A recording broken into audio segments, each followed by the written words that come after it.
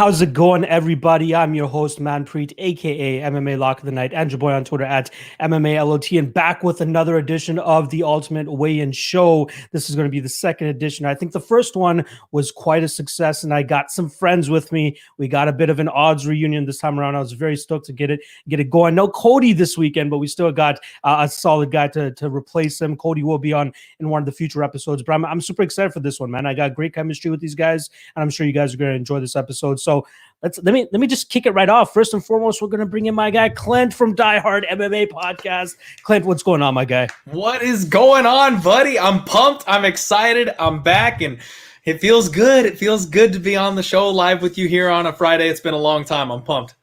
I'm trying to remember the last time you've done like a panel show like this, because you got like that juggernaut of the Die Hard MMA Podcast where you're just by yourself, where you got a guest every now and then. So it's good to have you on a panel here, and you have you with the rest of the crew. So yeah, glad that you came on, and I'm looking forward to the rest of the show here. All right, let's bring on the next guy. We got my guy Bleed, and it kind of sucks to not have him in the host position because it's kind of hard, Bleed. It's hard. This is only my second episode. How's it going, buddy?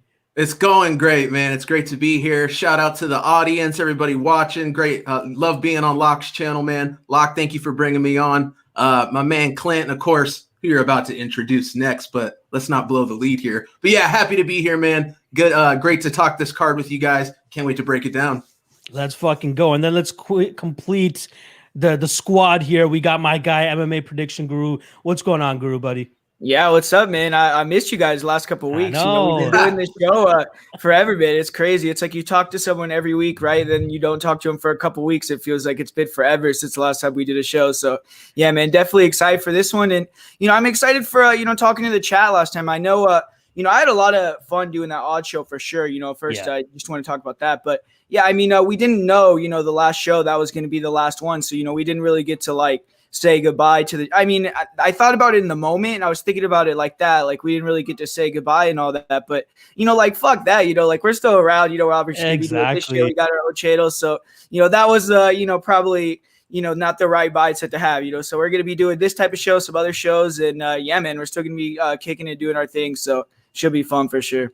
Yeah, man. I'm glad that everybody is still on the same page and all that type of stuff. To have you guys on a show like this is fucking amazing. And this will obviously not be the last time you guys are on the show, right? I would love to have this tandem together again, because I'm sure we just flow so well together. And again, everybody's so familiar with us, right? The odds thing was a great era in our careers in a sense, right? I only hopped on back in October, and then it's been only several months, and you guys have been with them for a lot longer. But I'm glad that a bunch of these people are starting to come back and bounce back over to this stream, right? Like the Propping You Up show that me and Cody have been doing for the last 2 weeks now. It seems like we're retaining the audience that we had over at Odds, and it seems like last week we had the same thing with the Ultimate Weigh-In show. So hopefully we can have more people bounce back into this chat and keep it pumping. So yeah, we see you guys in the chat. We appreciate all the support and love as always. So let's just get right into the show. Let's not waste any more time. First and foremost, we got Tony Gravely versus Anthony Birchak, and I'll kick things off here. I like me some Gravely. I know the line is a little bit chalky here. We got minus 325 for Tony Gravely, plus a 295 for Anthony Birchak. Birchak has a solid jiu-jitsu game, obviously a black belt under that 10th Planet system. If I'm not mistaken, he actually owns one of those locations as well, so he's probably the head instructor over there. But it seems like these types of matchups are kind of a bad matchup for him, right? Like if you look at his run through Risen, the perfect opponent, if you to look back, would be Tetsuya Kawajiri, right? The guy is a grinder as well too, the crusher for most people that remember Kawajiri, and I can feel like Gravely is going to be able to go in there and implement a similar type of situation and game plan where he's going to just grind him out, take him down. Doesn't have the greatest striking. If anything, I feel like I got to give the slight advantage to Birchak in the striking, but not by a whole lot. But with that said, like Gravely has that wrestling type of striking style, which is those wide looping shots just to close the distance, try to get the fight to the ground and get things going. So I like Gravely here. I don't mind him as a parlay piece. I know Clint has him as a parlay piece, and I'll throw it over to him next. But I love Gravely here. Good parlay piece, like I was saying. I'll take him to win this fight by decision. Clint, obviously you're high on him. How do you see this fight? Buddy, on the Die Hard MMA podcast, we do not use the L word. There's no such thing as a lock. But this is MMA Lock of the Night. Hey, I'm allowed to say it here. Tony Gravely is a lock, buddy. Like, if there's anybody on this card that I feel completely comfortable with in a parlay, it's freaking Gravely. I'll just keep it short and brief.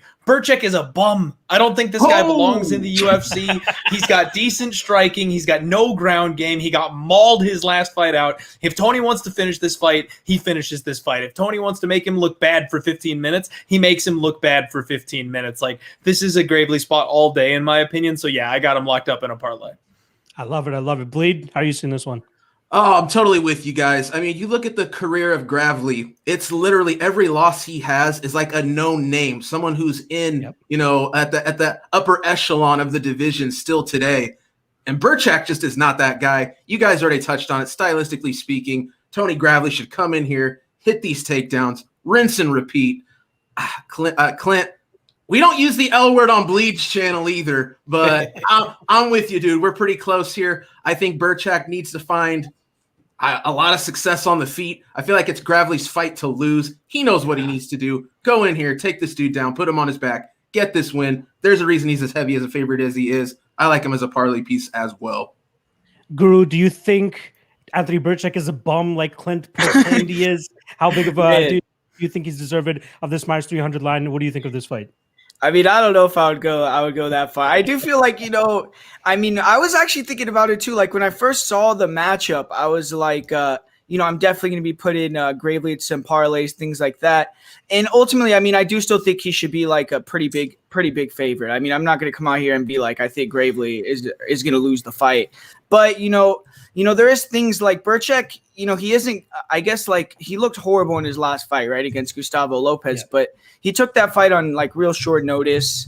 And, it was against someone that trains at his gym. So he didn't get to have like his coaches in his corner, things like that. So I do feel like he probably will look a little bit better in this fight. It's not like he's never had any wins in the UFC. He's gotten a couple of knockouts, things like that. But, this is a bad matchup for him. I mean, he is a black belt in jiu-jitsu, but, he struggles, with guys taking him down. He's real aggressive coming forward. So kind of plays into a Gravely's kind of counter punching and takedown type of game.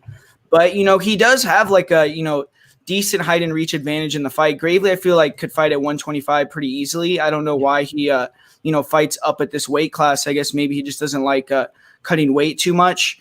But, another thing about Gravely, I mean, he has lost all his fights to, good competition, but he's been submitted like 5 or 6 times. So that's another thing. I mean, it seems like when he gets hurt, he does, kind of panic wrestle a little bit, and he makes mistakes in certain fights. So I don't necessarily feel like he's like a 100% lock pick or like he's someone that I'd be extremely confident in, because we've seen him get finished a lot of times. We've seen him drop the ball. He has over 5 losses. So it's not like he's a super prospect in my opinion. But with this matchup with Birchak, I do feel like, it is a very favorable matchup. So, him losing this fight, it would have to be a bad performance from him. So, I do ultimately agree. I mean, I feel like Gravely should get it done and, look dominant.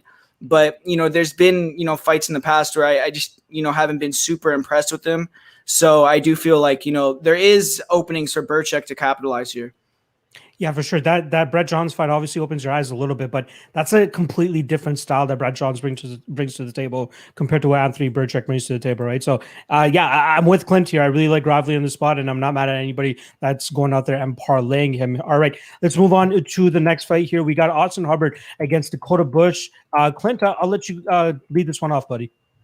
So plain and simple, man, this closes out my parlay. I'm parlaying the first 2 pieces on the card. I'm an Austin Hubbard guy. There's a lot of people out there who are not as high on Hubbard as I am, but I think I like what I see in this kid. I think he's got some real untapped potential. He's in the right gym. He's over training with guys like Gaethje on a daily basis. His cardio is off the charts. Like, yeah, he gives up too many takedowns. They need to work on that takedown defense. But his get-up game, man, like nobody makes the guy taking you down tired except Austin Hubbard. Like, you're supposed to get tired from trying to work your way back up. He exhausts the guys trying to get him down, and then he cranks up the heat on them in rounds 2 and 3. And this kid coming in on short notice, he's a far cry from the people that Hubbard has been fighting so far in the UFC. I just don't see it. I'm surprised he's not a bigger favorite in this spot. Yeah, he probably gives up 1 or 2 takedowns in the first round. Is he going to stay down? Hell no, he's not staying down. He's going to get back up, and then on the feet, is he going to be able to outstrike this kid? Yeah, I think he's going to be able to outstrike this kid. Man, this is one of my favorite spots for the round 3 sprinkle. We've got a short notice fill-in replacement. We don't know how his gas tank's going to look. And then we've got a fighter that's UFC caliber that will cook him and put him to the test in the deep waters. I've got Hubbard to close out my parlay. It's even money if you go Gravely and Hubbard. And then I'm going to go ahead and hit that 1,800 round 3 sprinkle. I love it. You know, I love me some round 3 props, Clint, for sure. And let's just not forget to note here, Dakota Bush looked the worst on the scales, outside of the fact that Tracy Cortez did miss weight by a half a pound. But I feel like Dakota Bush seemed the most compromised on the scales this morning. I think Farron looks pretty bad on the scales this morning. Say that again, sorry. Farron, I think, was the one who lost the weigh-ins. I don't think she got the memo that this fight was at 135. That's my belief still. But Bleed, how are you seeing this one between Hubbard and Bush? Yeah, I'm with you. I'm on Hubbard. This Dakota Bush, first off, let me just talk about Dakota Bush a little bit. I mean, you go watch the tape on this kid, which there's a decent amount, and I like the kid's skill set. He's very young. He seems to be growing. He seems to be improving every fight. Has shown us, even in his recent fights, a wrestling wrinkle. But all in all, aggressive guy, comes forward, good output. But the thing that really holds me up here, it's that short notice situation, and then we talk about the rough weigh-in today coming in. I'm sure he had to cut a drastic amount of weight in such a short amount of time. Props to the kid for getting it done. But it's one of those situations, man. I'm not ultra high on Austin Hubbard, but, you look at the level of competition he's losing to, high-level guys, and what are they bringing to the table? He's getting out-wrestled. He's getting out-grappled, right? He's getting taken down. He's getting his back taken by guys like Joe Selecki. Devin Bush, I think he's got a shot to win this one, but I gotta be on the Hubbard side on this one. It's the kid has the skills, trains at a great camp. I think Hubbard's the side you want to be on in this spot. Yeah, it's hard to dispute that. And it looks like we got Paul Daly on the ropes here against Sabo Homasi. Homasi is about to take him out of here. Yes, we all are watching Bellator. You're ahead of me. Background. But it's over. Yeah, you're ahead of me. I don't know if it's over. It's not over yet. Daly is surviving. I got 310, 309, 308. But yeah, Group, I'm like 2 minutes. Let us know what you got on Hubbard and Bush here. Do you think the weight cut was too compromising for Bush, the short notice? How are you feeling about this one? Yeah, I mean, I feel like, I was excited for this Austin Hubbard versus Natan Levy fight. Obviously, Natan's at Syndicate MMA, and, I was excited to see that. I mean, I feel like Austin is kind of, the UFC's put him in this spot where they put him in here against these prospect type of guys. Like, they put him in there against Marco Madsen, Davi Hamosh, these, like, Olympians, Jiu-Jitsu world champions. They put him in there against Max Roshkoff, who had a lot of hype. He obviously was able to win that one, Joe Selecki. So I feel like that's kind of like what they feel like Austin Hubbard's pretty good, but I don't really feel like they really value him that much. They kind of just put him in there against these prospects, see if they can get over the hump. But this fight, since it's short notice for Dakota Bush, I do feel like, this is one of the more favorable matchups that Hubbard's had so far, like in his career. So, ultimately I do feel like he'll probably get the win here, but I do think Dakota Bush, I mean, both these guys, I feel like they're kind of similar. Like, they've had trouble with wrestlers, but they're pretty aggressive strikers. I think Bush actually, that first round, might actually win the round or come out like real hot and look good. But I think he'll probably fade down the stretch, and I think Hubbard actually might, he's been the victim of getting out grappled in a lot of fights, but I think in this one he might actually use some wrestling like he did in that Kyle Prepelec fight and, take down him in the later rounds and win that way. So I think Hubbard will probably be able to get the win via decision. But I think Dakota Bush too. I feel like he could full camp, get a new fight. He could get a couple wins in the UFC. I do think he's a decent fighter. So it's a good short notice replacement, but I'm going to go with Hubbard. Yeah, earlier in the week, I was definitely on Bush. Me and Clint were actually DMing you about it every now and then. He was like, what do you see in Bush, dude? I'm like, the guy looks like a solid wrestler, right? Like he has a solid wrestling background, and he's definitely using it pretty well in his fights, but obviously the level of competition is nowhere near what he's going to be facing in the UFC. And then when you see him on the scales this morning, man, like it reminded me of the Ketlin Vieira and Yana Kunitskaya thing, right? That's the one that I always look back to. And when I see somebody that depleted on the scales, I'm just a little bit turned off by it. So it's hard to truly back Dakota Bush in this spot. Obviously, that round 3 for Hubbard looks really, really nice. Who knows if Bush will even be able to make it to round 3? Maybe he gets finished in the second round, so you might want to have a little bit of insurance in that second round, possibly here for Hubbard. But I do like Hubbard as well. Yeah, it's crazy the amount of wrestlers they're giving him back to back to back. Kyle Prepelic, a fellow Canadian of mine, definitely not up to par when it comes to the UFC level of competition. But obviously, a striker himself, and I'm sure Austin Hubbard was singing his praises when he got that contract in his email saying, "Oh, all right, finally, not a fucking grappler. Let's do it." So, he looked good in that fight, and I feel like this is another fight for him to go out there and bounce back after that Joe Selecki loss. So, yeah, I like Hubbard here. I'll take him by decision. One of the few times I've actually fully made a 180 on a pick during fight week, but it's hard not to, right? Given all the everything that we know about this fight now. All right, let's move on to the next fight. We got Gerald Meerschaert going up against Bartosz Fabinski. Talk about grapplers. We got two solid grapplers here. Bleed, kick this thing off for me, man. Yeah, man, I tell you what, this is a really tough fight. I can see really strong arguments for why really either guy could win this fight.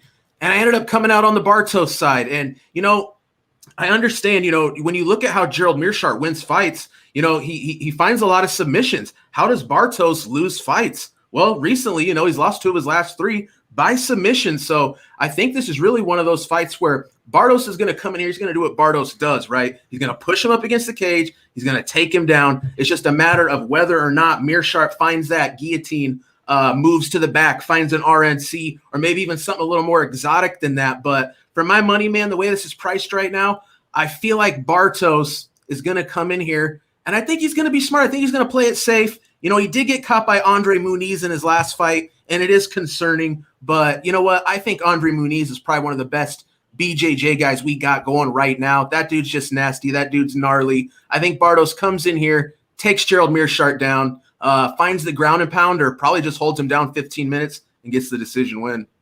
I like it. I like my guy AJ Worst here saying, "Nice perm, Guru." I saw you giggling at that one. Guru, how are you feeling about this one? Yeah, man, appreciate that, AJ. Nah, but looking at the fight, it is like Bleed said. It's not very hard to break down, right? Bartosz's fights. I don't think anyone's going to come out here and be talking about his striking, right? He closes the distance, tries to take you down, and when he gets on top, he really isn't a jiu-jitsu guy either. He's not a guard passer. He doesn't really do much on top. He just has good ground and pound, and if you get back up, he stays connected. Mat returns. He's just like a grinder. He gets a lot of decision wins. I think he has no submissions in his career, and when you look at how much grappling he does, that is kind of crazy, right? To never get a submission win, but he's going to be facing a guy in GM3 who, if GM3 gets the win in this fight, he's going to be able to, set the record for the most submissions in the history of that division. So he's on kind of the other end of the spectrum. But the thing about GM3, he's had 50 fights now, or I think maybe give or take, I don't know, 100%. And his last 2 fights, he's gotten finished super quick, man. So that's something that's a little bit alarming. It's like you got to think, is that, the end of the road for him? And I'm not saying Bartosz is going to knock him out or anything, but, I just feel like, maybe, he's seen his better days, So ultimately, GM3 too, he has good half guard sweeps and things like that, but I definitely feel like Bartosz is going to be able to take him down very easily. I don't think GM3 is going to really even fight the takedowns necessarily. And, a lot of guys, like GM3 is a tricky grappler where he'll let you get into side control, mount, and then he goes for the sweeps. He has real good half guard sweeps as well. But, if Bartosz just stays in full guard and, avoids that guillotine. I think the guillotine is the most dangerous thing for Bartosz in this fight.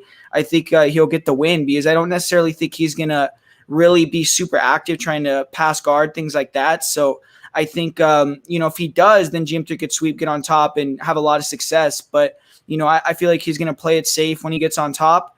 And I don't think GM3 is one of these guys like Andre Muniz, who's a, 3rd, 4th degree black belt, has a lot of triangles, arm bars.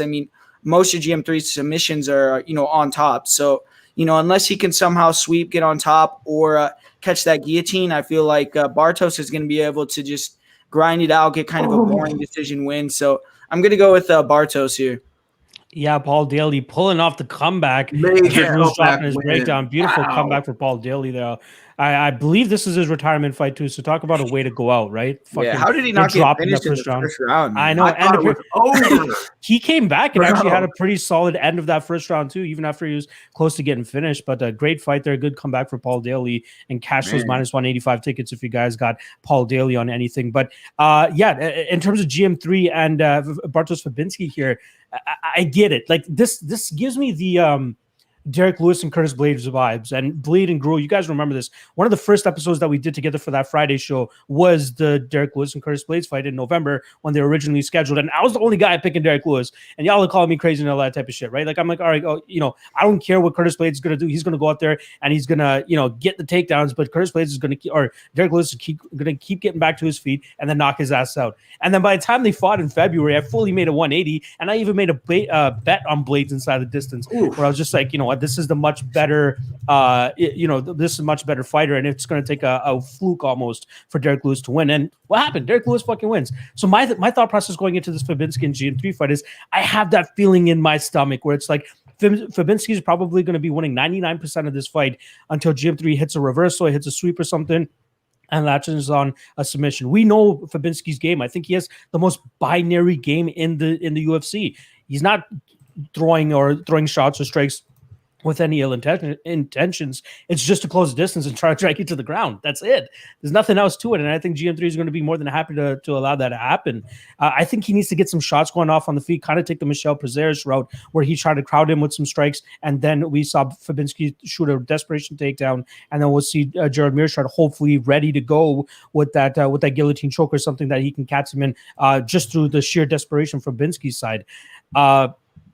And another thing, Fabinski does start to slow as the fight goes on later, right? With GM3, you're talking about a guy who has 31 victories. 15 of those have come via finish in rounds 2 and round 3. The guy is resilient. The guy is durable. He can take a little bit of a shit kicking and then come back and still submit you later in the fight.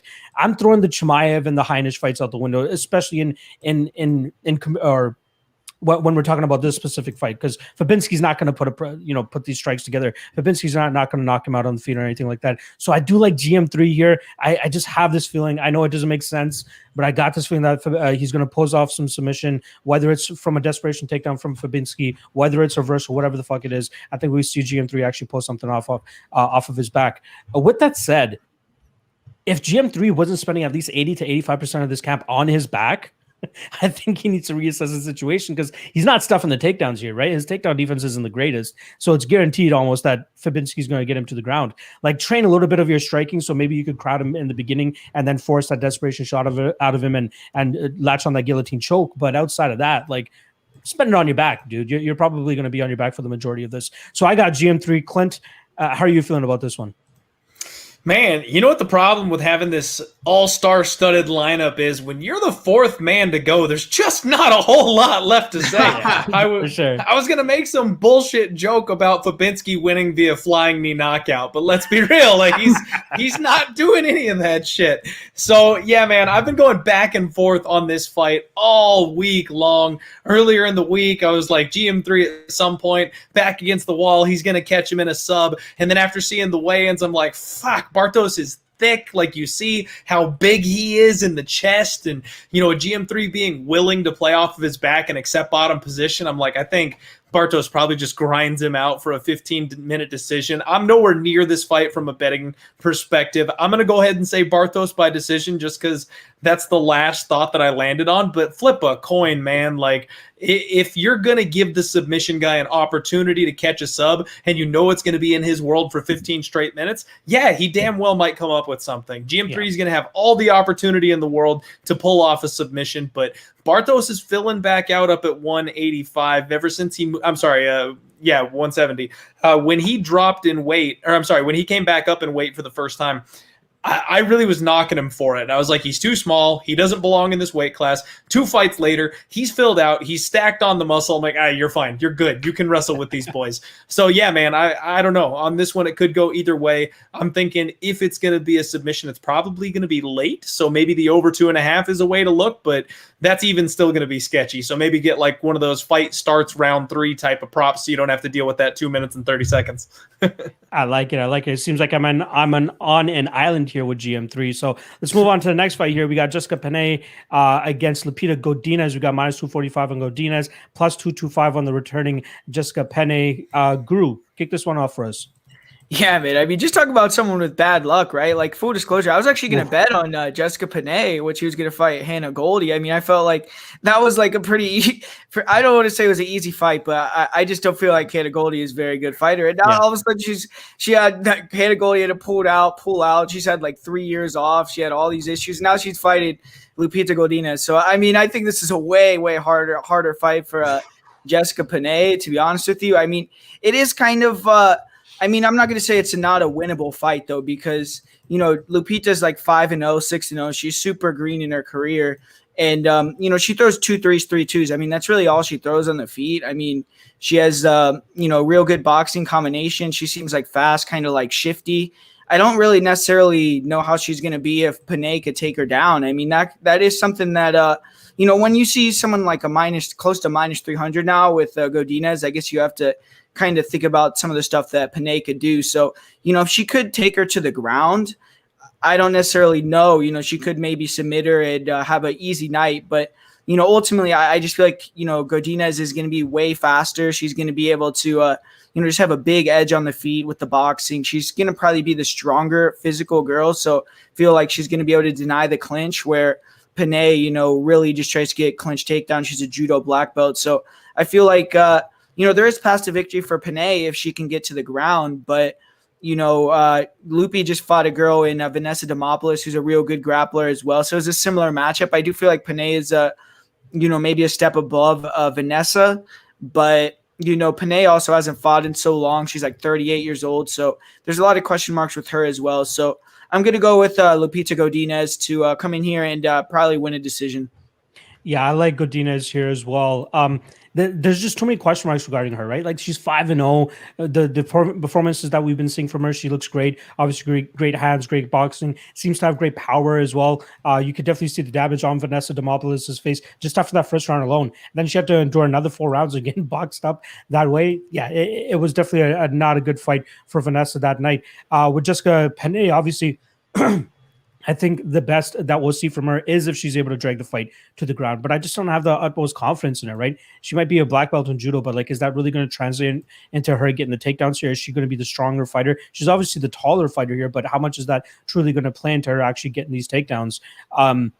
I think Godinez will be able to stuff the takedowns, probably won't be in the clinch as much as, Penne would like. And I think she'll be able to maintain the distance. Obviously, she'll be the shorter fighter here. So she's going to have to crash for a closer distance at times to get her striking going, just, in that pocket zone. But, when she's done her combinations, she better be pivoting off, angling off, getting out of that center line and not being countered with a takedown or a throw of any sort, because I think on the ground she could be in some trouble, right? Like, people want to shit on Jessica Penne as much as they want, but I think she has a very crafty ground game. She's a very solid jiu-jitsu player. So if it does end up on the ground, I would be sweating if you're holding a Godinez ticket. But I do think that Godinez wins.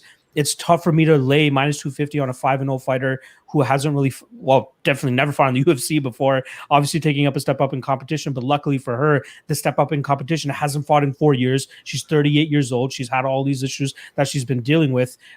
So, yeah, you got to side with Godinez here, but I'm just not putting a hell of a lot of confidence into it. So I like Godinez. I think I'll go with the decision side here. Clint, how are you feeling about this one?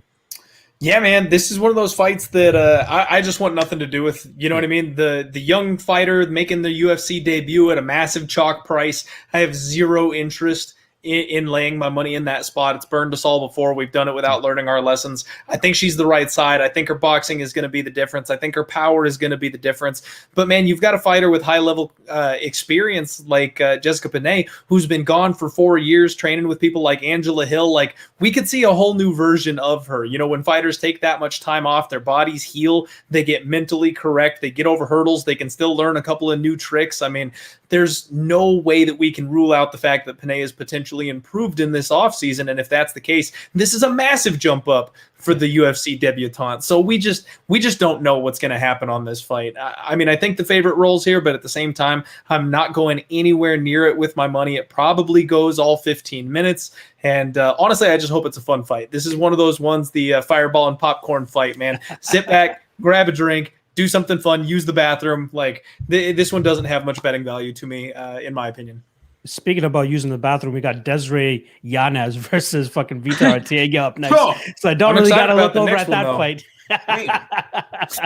All right, Bleed. What do you got for this Godinez and Penne matchup, buddy? Yeah, man. Well, Penne, it's about as many warnings or as many red flags as you can get on one side. The 38 years old, which makes her literally 11 years older than Godinez. The huge layoff. She's been off 3 years. Hasn't won a fight in 5 years. But I got to say this, as time's passed, look at who Penne fought. Some of the best that are still around today at the championship level, got absolutely demolished by Joanna Jędrzejczyk. I mean, she got outstruck so badly in that fight, so busted up. It's honestly skewed some of the numbers, because when you look at some of the numbers on Penne, her output, strikes landed versus strikes absorbed, she has some of the worst statistics in existence in the sport. But like I said, when you're going up against Joanna Jędrzejczyk, that kind of stuff can happen, that she doesn't have a really big sample size because we just haven't seen her in so long. But at the same time, man, I do feel like we're going to need to have seen an improved Penne for her to probably win this fight, or we're going to need to see her use those jiu-jitsu skills. I like Godinez. I know this is her UFC debut. I know this is fairly short notice. But, that Vanessa Demopoulos fight, let's keep it real. Vanessa Demopoulos, not ultra high level. But man, just tenacity, aggression, comes forward, good output, albeit a little bit basic. And for my money, man, a lot of these women's fights, I feel like whoever's coming forward, whoever has that higher output is going to win the fight, unless you're Julia Budd tonight on Bellator. But, I think Godinez wins this one. I like it. It seems like everybody is on the same side here, and can you really blame us, especially against a 38-year-old Jessica Penne? All right, let's move on to the fight that pretty much everybody wants to talk about. Yesterday, when I was doing the Propping You Up show, my whole chat was flooded from the beginning and talking about Espino and Romanov. I'm sure you guys have had the same situation when you guys did your fucking streams as well. So I'll kick this one off. This one's an intriguing one, but there's a lot of hypotheticals that we got to take into this fight, considering the lack of tape that we truly have available on Juan Espino, right? We're truly wiki capping him at this point outside of that 9-second knockout that he had to Vitaly Minakov, which we got to completely write off, right? That fight he was 310 pounds. It seemed like he didn't even know what the fuck MMA was at that point in time. So, and they match him up with fucking Vitaly Minakov, former Bellator champion. Absolute killer. Yeah, you can't really take any merit from that fight. So let's just throw that one off, right? Then you got his Ultimate Fighter run where he lays on Ben Sassoli for 10 minutes. And then he lands that one combination I've ever seen him throw, which is that feint takedown overhand right on Maurice Green clean, and then eventually submits him in that fight. Then you got the Frazier fight and then the Jeff Hughes fight. And he's having a lot of success with these guys. But I found that I believe it was the Frazier and Hughes fight, he wasn't as dominant from on top as I initially thought he was in terms of being able to hold the guys down. And that's one thing that I found that kind of popped off the page to me. Yeah, he's a great wrestler. And yeah, he was skilled enough to still get these guys back to the ground and Matt returned them. But he didn't seem to have the greatest control outside of Ben Sassoli, right? Ben Sassoli doesn't know how to save his life to begin with. So obviously he's not going to be able to get back to his feet. But that's one thing that I found interesting about Espino and his fights. And then Romanov, we have way more data that we can go out there and consume. The guy's been fighting for a while now. He's 13-0, and there's a ton of tape on him. And then you see some of his deficiencies too, right? There's that one fight against Sultan Murtazaliyev where the guy actually catches his kick, a lazy kick that Romanov throws, and then he follows through with the takedown and gets him down. And was only able to hold top position for about 30 or 40 seconds before he found his way back to his feet. And then he just absolutely took over. His cardio looked solid to me. He was able to land the takedowns and really control his opponent up against the cage, dragging him to the ground, and then eventually ground and pounding him late in that third round. So that's bonus points for me. That's something that's tangible, something that we're actually seeing. We just don't know what Espino looks like off of his back. Apparently he's a black belt in jiu-jitsu, but so is Kevin Holland, right? There's levels to black belts and stuff. So I feel like I struck a nerve with Bleed right there, but I'm gonna continue. I love it. I love the shot. But regardless, so with Romanov here, I feel like he's the more agile guy. I feel like he's the more explosive guy. Obviously, throwing a bunch of spinning, flying shit on the feet. I wouldn't say either guy is super comfortable on the feet, but I feel a little bit more comfortable with the Romanov side in terms of it seems like he's fine with throwing kicks and all that stuff. In terms of the Espino side, I've only seen him, literally just give me that overhand right and feint a takedown or some sort of that combination, and then takedowns. I believe both guys will be successful in getting each other down. Who's going to have more success in keeping the other guy down? And a part of me just feels like it's Romanov, but again, we don't have tangible evidence to say that Espino can't get off of his back. So again, it's all hypotheticals. And with everything that we have in front of us, I got to go on the Romanov side. 10 years younger, looks more explosive, won't be the bigger guy in the cage. I believe he did actually weigh in at 264 here, and we got to 255-ish, I believe, for Juan Espino. But Espino metrically is much bigger. I think he has a 1-inch height advantage as well as a 5-inch reach advantage. But Romanov, built like King Kong, right? The guy is not cut up or anything like that, but he has that brute strength that you can definitely see from him. So I'm going to go with the brute, flashy style of Romanov over the technical wrestling style of Espino here. But this fight's a fucking toss-up, man. This fight is absolutely a toss-up. I think whoever wins this fight could potentially look like a -300, but pre-fight, it's tough to say that you can truly entrench yourself and say this is the lock of the night side, right? That's not how I feel about this fight. So I am going Romanov. I think he wins this fight probably second round TKO after kind of wearing on Espino. We've never seen Espino really truly worn on like this before, and I feel like Romanov can bring that side out of him. So I'll go Romanov second round TKO just after wearing on Espino. Clint, I know you're on Espino, so spit that game, my guy. Man, you did a great job breaking that thing down, and we are taking some shots in the dark here on this fight.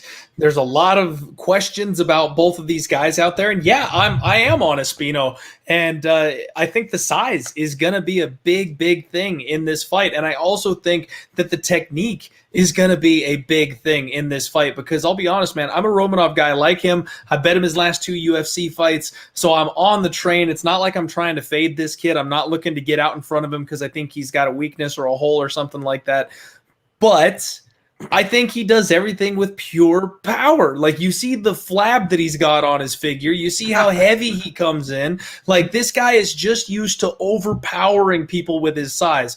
What happens when he runs into a real wrestler? Somebody who's as big as him, somebody who is bigger than him and actually knows how to wrestle and also knows how to grapple. Somebody who's not going to take his shit. You saw in his last fight in the UFC, he got full mount and he's doing the King Kong hammer fist thing. He's got no power, bro. Like, he can wrestle. He can absolutely wrestle, but he's got no power on those punches. I actually think that Espino is, from what little we've seen, I think he's the more technical striker. Romanov's got a head kick that he flicks out there, but that's about the only weapon I've seen him use on the feet. And if all you're coming into this thing is a head kick and a takedown, I think you're at a stylistic disadvantage. So I think the wrong guy potentially is favored here, and we're all on the Romanov hype train.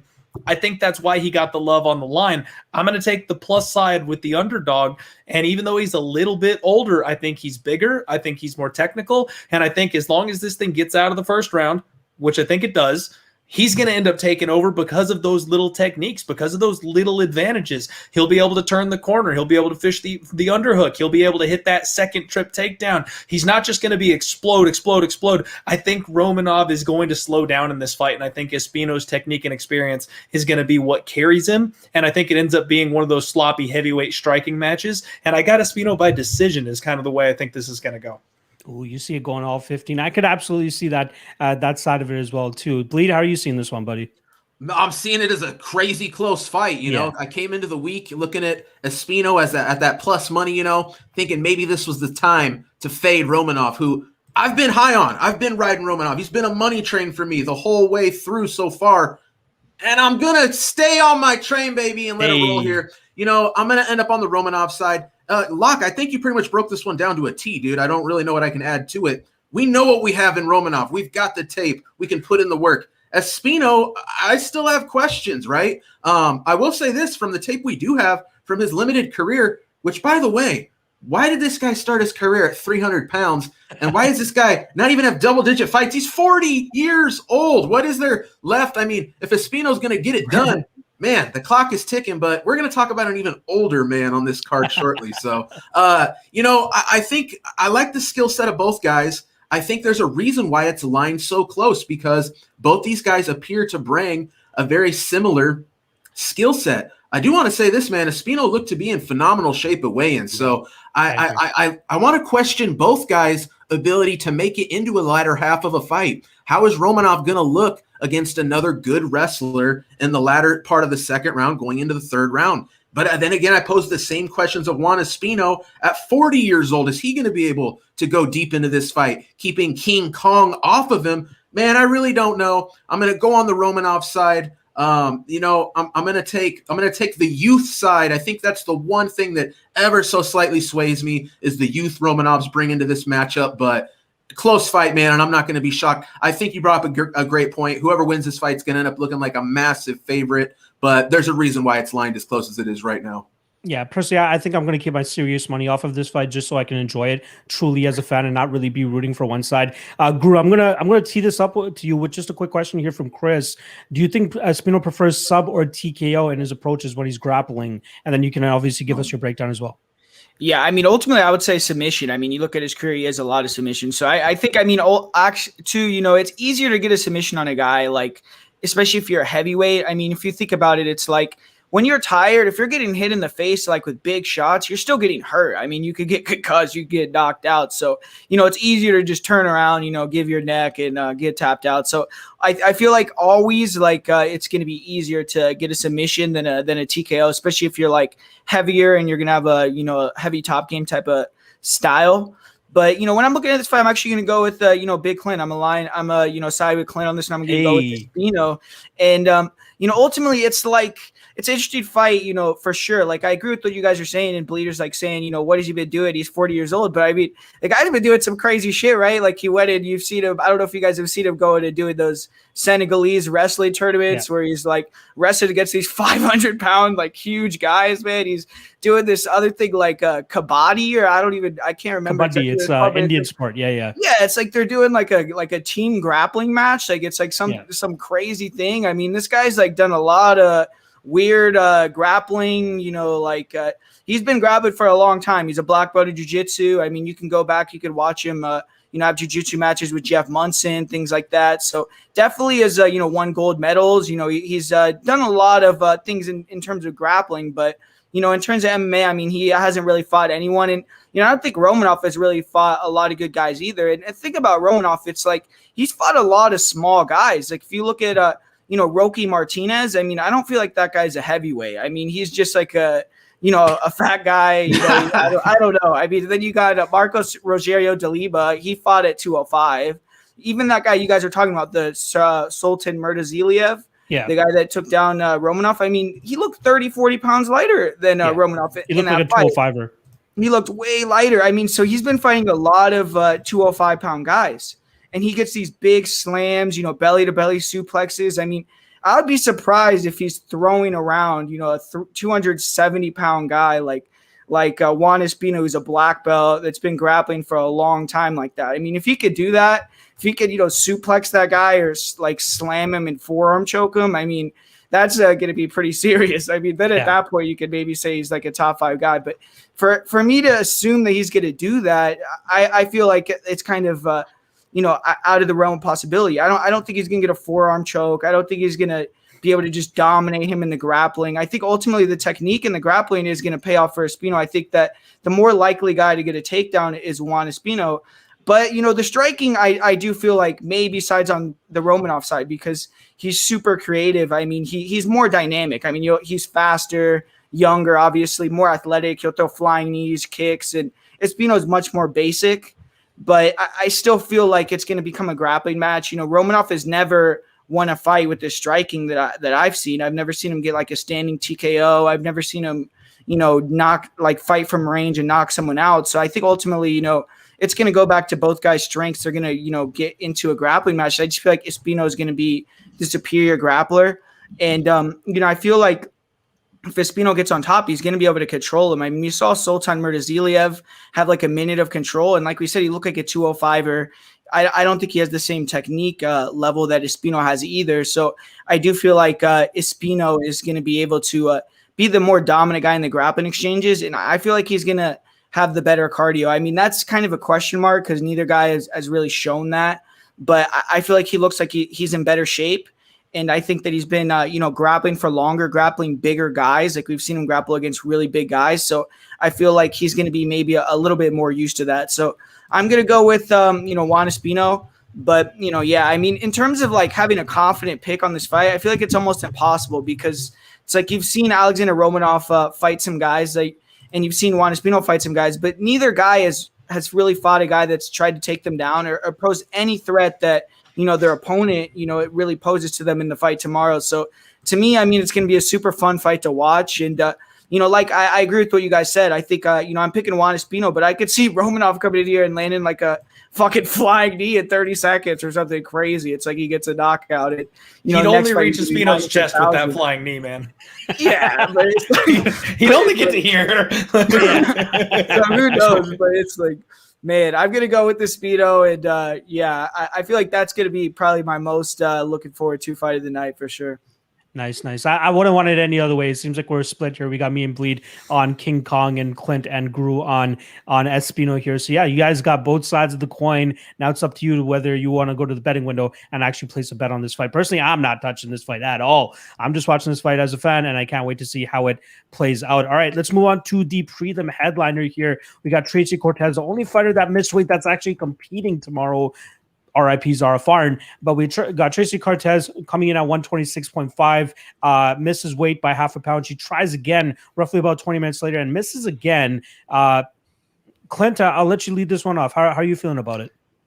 I mean, maybe you should have anchored with me, Locke, because I got hot takes, baby. I got the tinfoil hat out for this one. I'm going to bet, not just predict. I'm going to bet Justine Kish here, boys. I think this fight from the get-go was too wide of a line.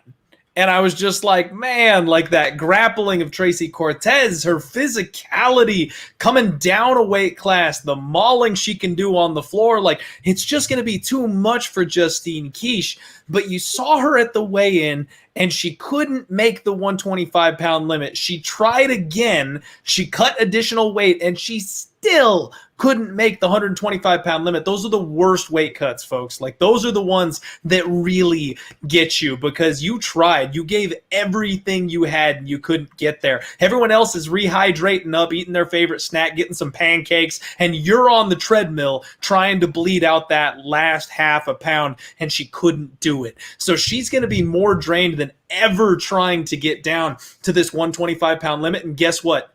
Justine Kish was bigger than her. They faced off, and I'm expecting Cortez to look like a monster coming down at 125. No. Justine Kish looked more physical than her, and they saw eye to eye, and Justine is more ripped and physical than she is. I don't know if she's going to be able to get those takedowns, boys. I also don't know if she is mentally savvy enough to follow the game plan. If you've watched any of her tape, which the four of you, I know you have, she gets pieced apart on the feet, and she doesn't wrestle with intent. She doesn't go in there and sell out for that takedown. She's not the female Khabib. She plays with her food a little bit and gets boxed up before she goes, all right, 2 minutes left in the round, I'll go ahead and shoot for the takedown. Like, that's not going to work here. You know, in her last couple of fights, Justine Kish, she's got a much higher level of experience, fighters that she's fought. Her last fight against Sabina Mazo, until she got clipped with that head kick, she was absolutely winning that fight on the judges' scorecards. She was on her way to a unanimous decision victory.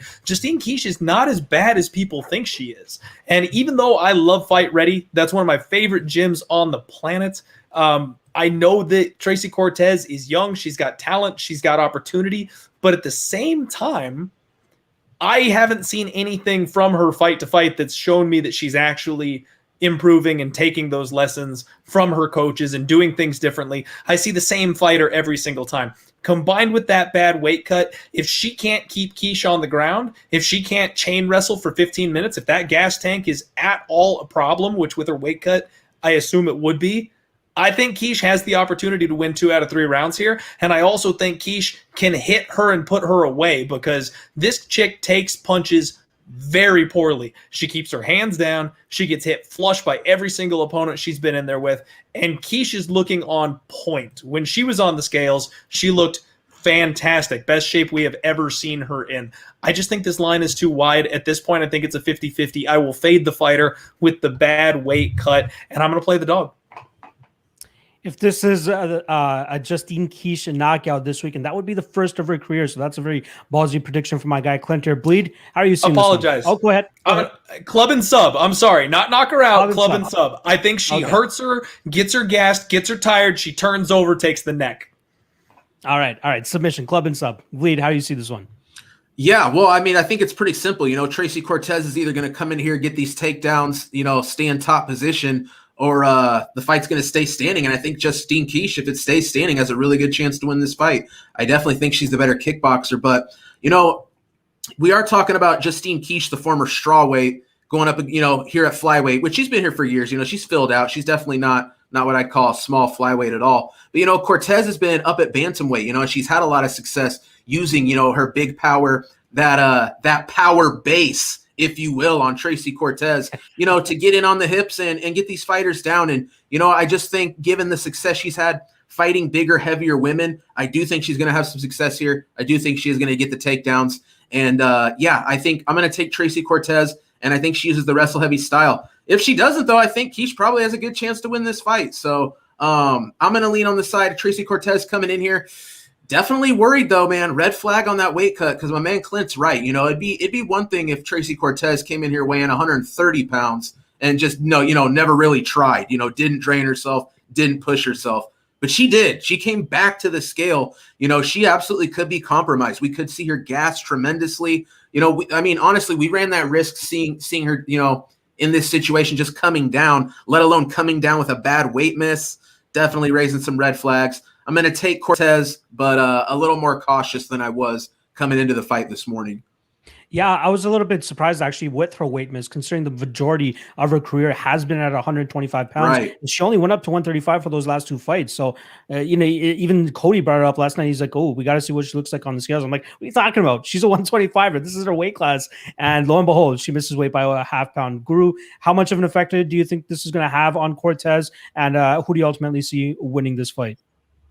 Yeah, I agree. It does kind of make me a little bit, less confident on Cortez, but I'm still going to be picking her here. I feel like actually, her striking is getting better. She does, switch stances. She'll attack the body. And she has decent, I feel like she's going to be the faster girl with the better movement. Justine Kish, kind of like, I know she's a Muay Thai world champion, but it's like she has two type of styles that she fights with. She'll either stay on the outside and like, when she's fighting from range, I feel like she looks super stiff. All she has success with are the leg kicks. She doesn't really, have success with her punches from range. But, she will also, like bull forward, which maybe she's going to try to do more in this fight and be super aggressive. But I just feel like Cortez is going to be able to hit the takedowns. I feel like Cortez is, definitely a better grappler than other girls that have out-grappled, Justine Kish. Like we've seen Felice Hare take her down almost a meter multiple times, get like a 30-26, 30-25 on the scorecards, like completely dominate the fight. So, I think Tracy Cortez could do a similar thing to that. I feel like if she gets the takedowns, she's going to be able to stay on top. And I do think she's going to be able to, at least hit takedowns in at least the first couple rounds. Maybe if she gets tired, then Kish could win that third round. But I got to go with Tracy Cortez here. Yeah, I'm in the same boat as the latter two guys here. I do like me some Cortez. And the thing is, like, when you watch these Kish fights, like the Sabina Mazo fight was a great performance for her, right? Up until she got her head kicked into orbit and then quickly submitted here thereafter. And I had some plus 180 on that one, man. I was kicking myself thinking how close I was to getting that decision victory. But the style difference is completely different with what you're getting with Mazo and what you're getting with Cortez. Mazo needs that space. She needs a space to get her kicks off, her striking off, and her combinations going. And Kish didn't give that to her, right? Kish stayed in her face, crowded her with punches, crowded her with their Muay Thai striking, and it didn't allow Mazo to really get anything off until the ending of that fight.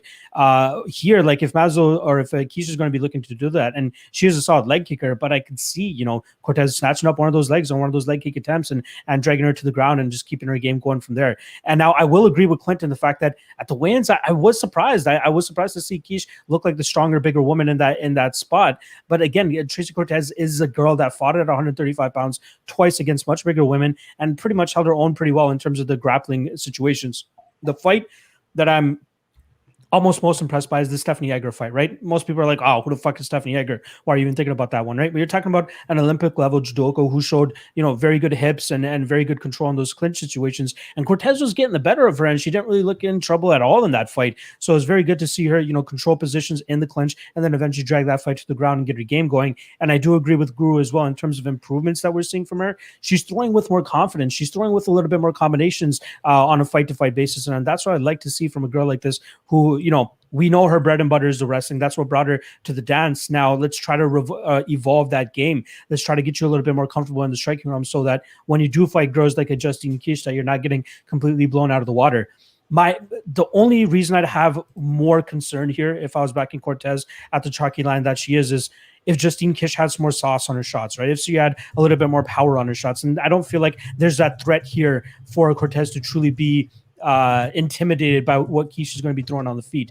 So I do lean Cortez here. I think she's just going to grind it out. Obviously, like if anybody's saying that the weight miss is not a concern, you're absolutely lying. That's absolute dog shit lie right there. But I do think that she'll be able to do enough to at least snatch up 2 rounds. Like there's this narrative out there that like if you miss weight that you're automatically going to be compromised and you're automatically going to lose a fight. But like there's been so many situations in the past where we've had similar situations, right? Where a fighter just misses by a pound or so, a pound and a half, and they have that grapple heavy style and they're still able to go out there and implement it to a T. Sure, they slow down a little bit more in that latter half of the fight, but I'm not worried about Justine Kish like finishing her or anything like that. So I still have a good confidence on Cortez here. I think she's a good spot. I think her grappling is going to shine here. You got Felice here amounting 9.5 minutes of control time against Justine Kish, who's just trying to, muscle her way out of positions. That's not going to work when you're fighting, solid wrestlers. And I think that Cortez, as young as she is in her career, I think she's the best wrestler that Justine Kish is going to have fought up until this point. So I think it's going to cause her troubles. Hopefully the weight miss didn't take too much off of it and she didn't leave too much on the scales. But I do like Cortez here to win this fight via decision. All right, that's the prelims for you guys. We got about 160 live viewers in here. Make sure you guys hit that like, hit that subscribe, show your boys some love. I'm going to be bringing some solid guests for you guys every Friday night. It's going to be a different rotating panel of guests, but the good ones are obviously always going to be coming back, and they'll be back maybe every couple months or so. But next week I got a solid lineup for you. I can't confirm it at this second, but as soon as I can, you guys will see me drop it on the Twitter sphere. So make sure you guys follow me at MMALOTN on Twitter. You guys can follow Clint, obviously, at Diehard MMA Pod. Bleed, I believe, is Bleed_MMA. And then we got my guy, MMA Prediction Guru, who I believe is Prediction MMA on Twitter. All right, let's get into the main card here, guys. And this is a decent fight that we got kicking off the main card. We got Luis Pena against Alex Munoz. And I believe we have Clint kicking this one off. Clint, how's it going? Sorry. You actually had the last one. I apologize. I have the last one. You kick it off. Who do you got, Pena or Munoz? Yeah, well, I tell you what, man, this is a pretty good fight, right? Luis Pena, incredibly tall, incredibly long dude, kickboxing background. But what has Luis Pena showed us in a lot of these fights against smaller guys, which Alex Munoz is absolutely going to be the shorter, smaller man here. But then again, as Luis Pena at 6'3", fighting 155, I don't know if he's ever going to, get in there with a guy bigger, longer than he is. But I feel like he's just a guy that just does not use these tools. I feel like Luis Pena is kind of a head case, maybe a Mike Perry-esque situation, if you will, where, I'm sure this guy in the training room looks great. I'm sure he's got all these skills. We know he has all these skills. It's just a matter of putting it together and, fighting convincingly. And I just feel like I've been let down by Luis Pena time and time again. So what is Luis Pena telling us this week? Hey, I'm the real deal now. I'm putting it all together. Man, I've heard it all before, and I've heard it from so many people. You know what I mean? If he comes in here and fights Alex Munoz to the best of his ability, I think he can win this fight. But you know what? I'm going to take the dog shot here. I'm going to take Alex Munoz. I think he can come in here, use his wrestle-heavy style. I mean, this is a guy training out of Team Alpha Male. This is a guy who's on the coaching staff for wrestling at Team Alpha Male. I mean, it's like wrestling squared, right? I think Alex Munoz has a good shot to come in here, close that distance, put Luis Pena on his back. We see Luis get very comfortable on his back at times. Tries to rely on the jiu-jitsu skills. We saw against Frivola, he's working for a really strange choke. I don't even know what you'd call it. Guru, maybe you could tell me whatever that was if you know what I'm talking about. But what I'm saying is unless you find that sub, spending that time on your back, when they stand you up at the end of the round, the judges are giving that to the other guy. You know what I mean? Most of the time, unless you're really putting in some serious offense off your back with striking. But we're seeing in MMA, man, especially right now, I feel like it's kind of a direction we've moved in judging where submission attempts aren't really counting for much. It's more about dominance, it's about positional dominance. And I think Alex Munoz, if he comes in here, gets inside on Luis Pena, hits these takedowns, use that wrestling, I think he's got a much better shot to win this fight than the implied probability. And I'm going to take Alex Munoz. I like that dog shot. I see that angle. Guru, do you agree? How do you see this one going down?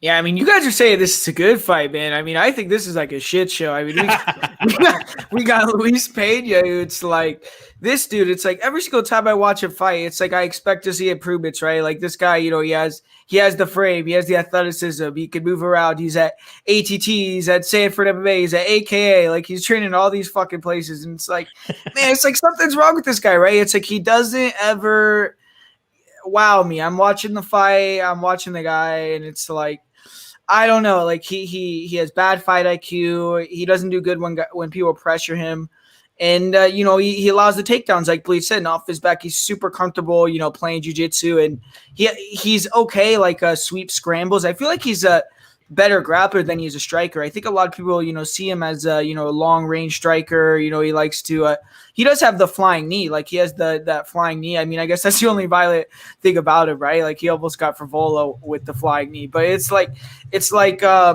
man, I feel like he likes to grapple, like hit takedowns when guys forward pressure, hit the body lock, take the back, and kind of he doesn't really have good rear naked chokes, or like he doesn't stick the submissions well, but he can, you know, keep that position. And against a guy like Alex Munoz, it's going to be an interesting fight though, because Alex Munoz, like I feel like I'm shitting all these guys. I'm not trying to be that mean, but it's like, man, like Alex Munoz, I don't feel like he's UFC level either. Like he's a good fighter, he's a good wrestler, and I mean, I feel like he's a tough guy. Like it's obviously like he proved that in his last fight with Nasrat. He took a lot of damage, and I mean, I'm going to go with that. I'm going to say that his wrestling and just his toughness is enough to beat Luis Pena. He's going to go forward, maybe get the takedowns. If Pena stuns him a couple times, he'll be able to level change and get it to the ground. But it's like, man, ultimately, I mean, I could see Pena sweeping him, getting on top, winning with the grappling, or keeping him at range and winning on the feet, because I just feel like Alex Munoz is a very low-level guy. So, I mean, I could see both guys winning, you know, in multiple ways.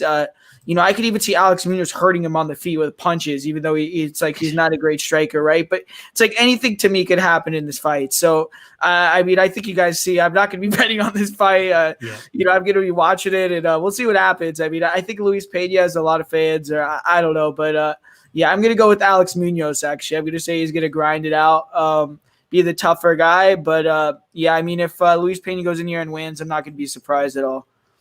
Yeah, I have some a couple of friends in the industry as well who are very high on Luis Pena in this spot, and I personally don't see it. So I'm glad that you guys are kind of just bringing me back to reality and not making me think that I'm an absolute maniac, thinking that Munoz has a chance to pull off the upset here, which I think he will absolutely be able to do. So, yeah, you guys pretty much touched on it, right? Luis Pena, 47% takedown defense rate. It's not going to cut it when you got a guy like Alex Munoz here who has solid wrestling. Now, we didn't really get to see much of it in that Troy Lamson fight, who was another solid wrestler himself, and that fight turned out to be a striking match for the entirety of that 15 minutes. And Munoz did enough to win that fight. Obviously, that was the one before he got into the UFC. And Lamson seems to be that springboard into the UFC for a lot of guys, right? I'm sure you guys have heard that name over and over again, because he's the guy that people are fighting more often, not right before they come into the UFC. Jesse Ronson, another guy who got back into the UFC after beating Troy Lamson.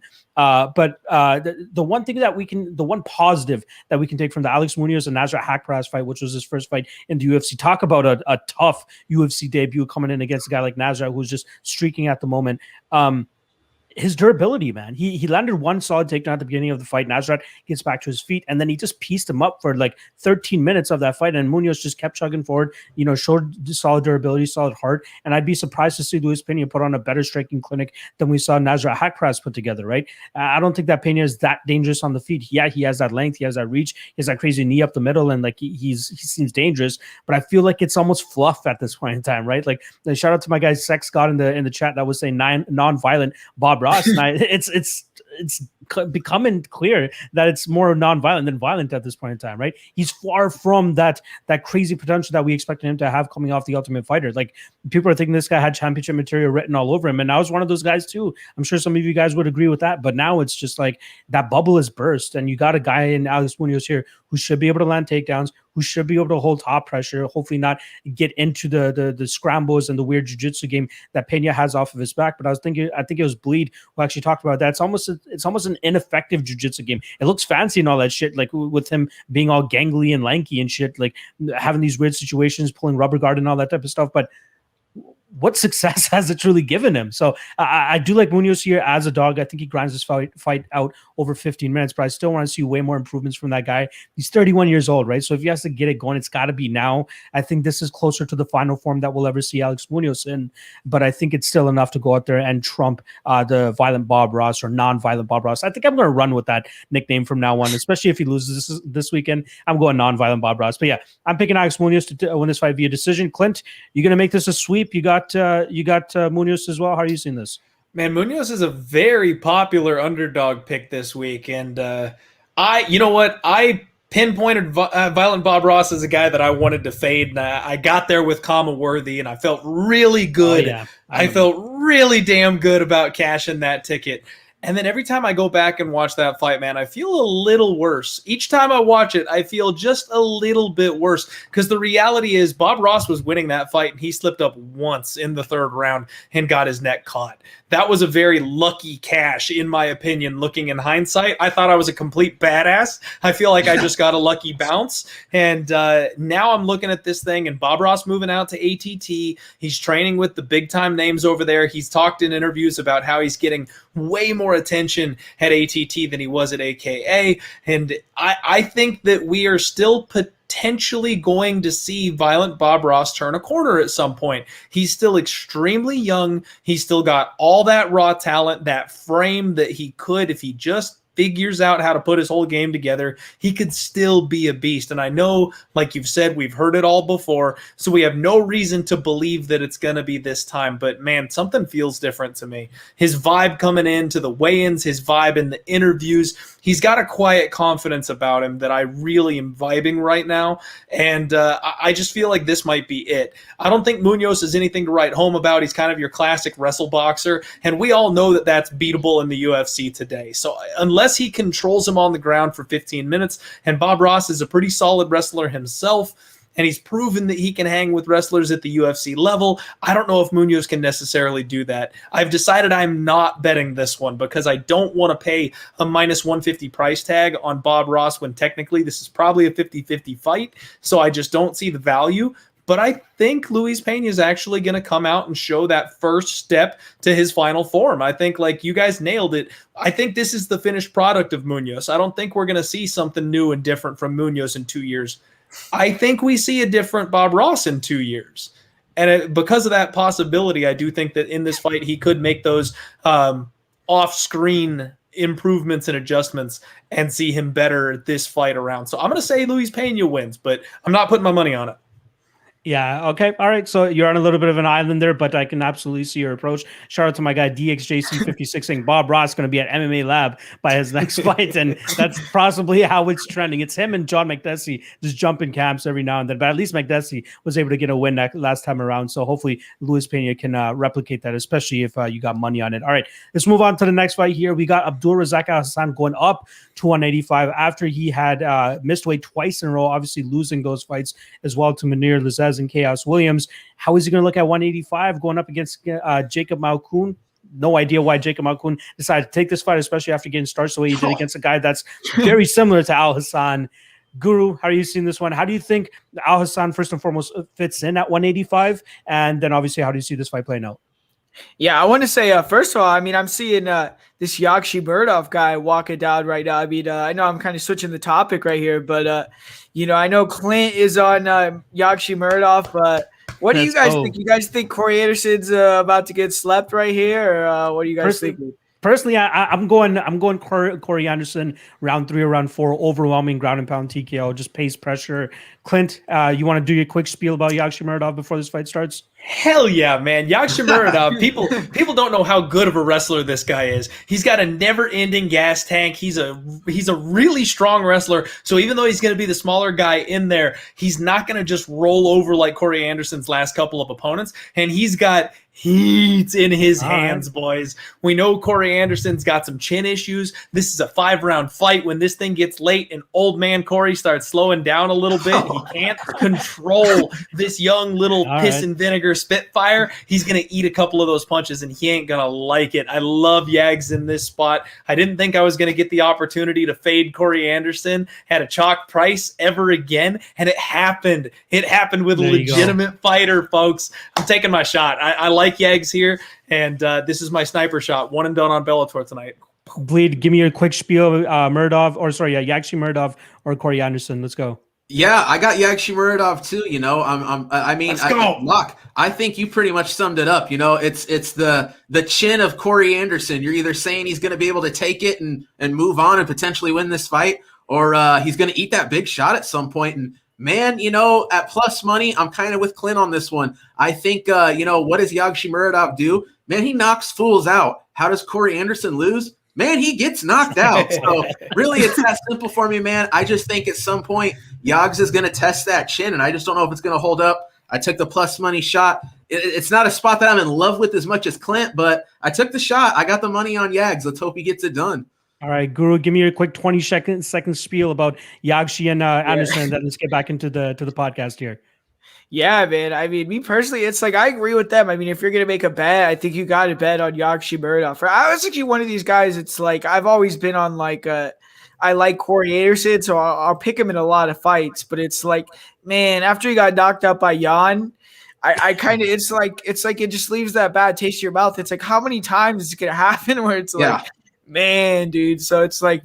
It's scary. Every single time he fights, it's like, you know, something could pop. But we're going to talk about knockouts, man. I mean, we're talking about the matchup that we're going to talk about with Abdulrazak Alhassan, right? I mean, you know, it's like I honestly feel like, you know, like you said, it is a similar matchup to Phil Haas. And, you know, besides the grappling, I don't think Abdul is going to really try to take him down. I mean, Phil Haas obviously got him out of there really early, but he always had that, at least the threat of the takedown.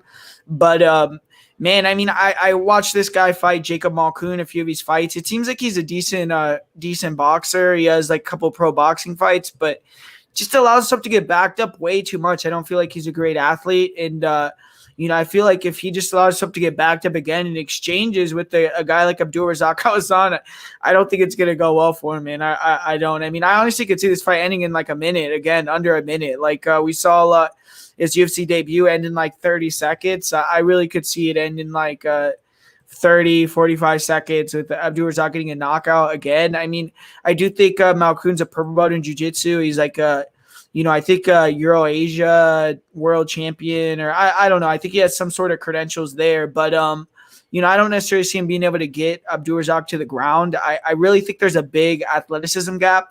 But you did tell me, I mean, you asked me what I thought Abdulrazak's ceiling is in the division or how I see him at 185. And personally, I don't know what you guys think, but, you know, he might be able to win this fight. But being 5'8", 5'9" at 185, I don't think you're going to really make a career of it. I mean, maybe he could beat, you know, another guy or two if they give him someone like another low level. Give him Duran win. Duran win. Who knows? I saw Duran win was bitching today because he was supposed to fight Phil Haas. I just talked about Phil Haas, and wow. I guess that'd be a fun fight. Yeah, I guess he was saying that Phil Haas has like a fight scheduled before. Now he's going to fight Kyle Dawkins, and then he's going to fight him. So he's kind of saying like he thought it was disrespectful that he had 2 fights scheduled because he signed a contract. But I don't know. I don't know what's going on with that. I don't know if he's still going to fight Phil Haas. Haas doesn't deserve the Chimaev treatment. Let's be real.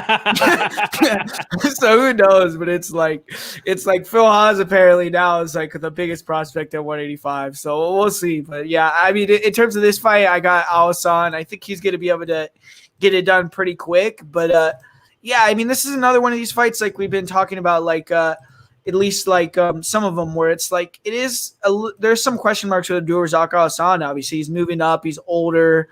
You know, he's lost 2 in a row. He just got knocked out pretty brutally for the first time in his career. So, you know, if Malkoun comes in here and wins, I would be surprised. I'm not going to say I wouldn't be surprised, but I mean, there's a possibility for him just coming in here and Abdul just looking like a terrible fighter. So, but ultimately, I mean, I think Abdul will probably come in here and get a quick finish. And if he looks anything like he did, like even in the Munir-Lazzez fight, I think he could still get the finish. So I'm going to go with Razak here. Yeah, even though he lost that Lazzez fight, you guys got to remember that he had that barrage in the first round and probably would have stopped a guy like Jacob Malkoun with that type of approach. And yeah, I do like Alhassan, and I do echo Guru's sentiments in regards to I'm not sure how successful he'll be at this weight class, but he's going to be a small guy. Jacob Malkoun is just a great layup for him here. And shout out to my guy Sex Scott here saying Alhassan round 1 KO plus 125. Solid line, right? You're getting plus money on the most likely outcome of this fight. You might as well take a little bit of a sprinkle. So rather than taking that minus 300 or whatever Razak is sitting at right now, take that under 1.5. Like, I think that's a better approach considering that that's probably how he wins this fight. I'd be surprised if Malkoun survives. I'd be surprised if Malkoun is a stronger guy who ends up tying up Alhassan and dragging him to the ground. But if this fight does reach that second round, god damn, I'm going to be sweating my balls off if anybody has some serious money on Alhassan or even the under 1.5, because there is a huge drop off in terms of power, activity, volume from Alhassan after that second round. And I'm pretty certain, you guys can double check this for me, but I'm pretty certain he's never won a fight outside of round 1. Like all of his wins are in round 1. So it's like 5 of his wins too are within a minute out of the 10 or something like that. Wow. So. Exactly. So like if you want to talk about Fabinski's game plan being as binary as possible, you're talking about Alhassan's win conditions being as binary as possible. And that's first round KO or bust. So I do like Alhassan here. This is a great layup opponent for him, in my opinion. I think he gets the first round knockout. Clint, you echoing what me and Guru are saying, or you got some tinfoil hat conspiracy for us to throw at us? What do you got, buddy? No tinfoil hat with Malkoun, buddy. Can't do it. I can spit some crazy ass fire, but not with Malkoun. I mean, he just shouldn't be in the UFC, man. He's the new Artem Lobov. Like, he's the bro of the main eventer, and that's the only reason that he's here. Junior, right? He's just not that good. And I mean, maybe he could be, maybe he will be, but with 5 fights under his belt, he shouldn't be here yet. So I think this is a get right spot for Abdulrazak Alhassan. But like you guys mentioned, there's a huge dip off in that power and explosion as soon as you get out of the first round. So I don't want to touch this thing from a betting perspective. I hate doing round 1 props. Every time I do round 1 props, they lose. And that's like the only way that this fight goes for anybody to do anything on. I'm staying clear away from it. Please don't parlay Abdulrazak Alhassan. He should win this fight. This should be a get right spot for him. But with everything going on with him, I think he's a bit of a head case at the moment, and you just don't know what guy is going to show up. And if he misses 1 or 2 big bombs, and that's the difference in whether or not this thing leaves the first round, Malkoun could take over and win rounds 2 and 3 when Razak is not so scary anymore. So just stay away from it. This is a great opportunity for a live betting exploitation of the betting market, right? Yeah. If this fight does end up in the second round, more than likely we'll see a bigger plus money on Malkoun's line, and that's when you guys should be able to exploit that line. Bleed, how are you seeing this one? Are you with us? Is this a consensus pick?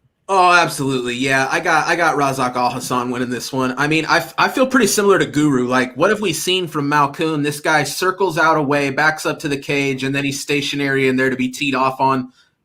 I mean, that's the dream come true for Razak Alhassan. That's literally what this guy does. He backs people up to the cage, and he just tees off on them. If they go down, he wins. If they don't, he loses. But, this is Malkoun here we're talking about. The dude looked absolutely atrocious. I mean, I'll say this. There's really almost no way he looks as bad as he did in his first fight. I'm expecting him to look a little bit better, but if he literally landed like 1 punch, that would be better than that debut. Razak, a guy who, should probably still be fighting down a division, misses weight a couple times, essentially getting forced up, but I want to say this, Razak hasn't looked all that good, but those were fights where he had rough weight cuts, tried to make it to that limit, just didn't make it. I think we're going to see a very, very comfortable Razak up here, another 15 pounds. Probably going to help the cardio, probably going to help the gas tank, probably going to help the pacing. Might not need to be such a go for broke situation for him. We honestly might see a little bit more of a measured guy. I doubt it, though. This guy comes in here, throws leather. I think he does. I think he knocks out Malkoun round 1.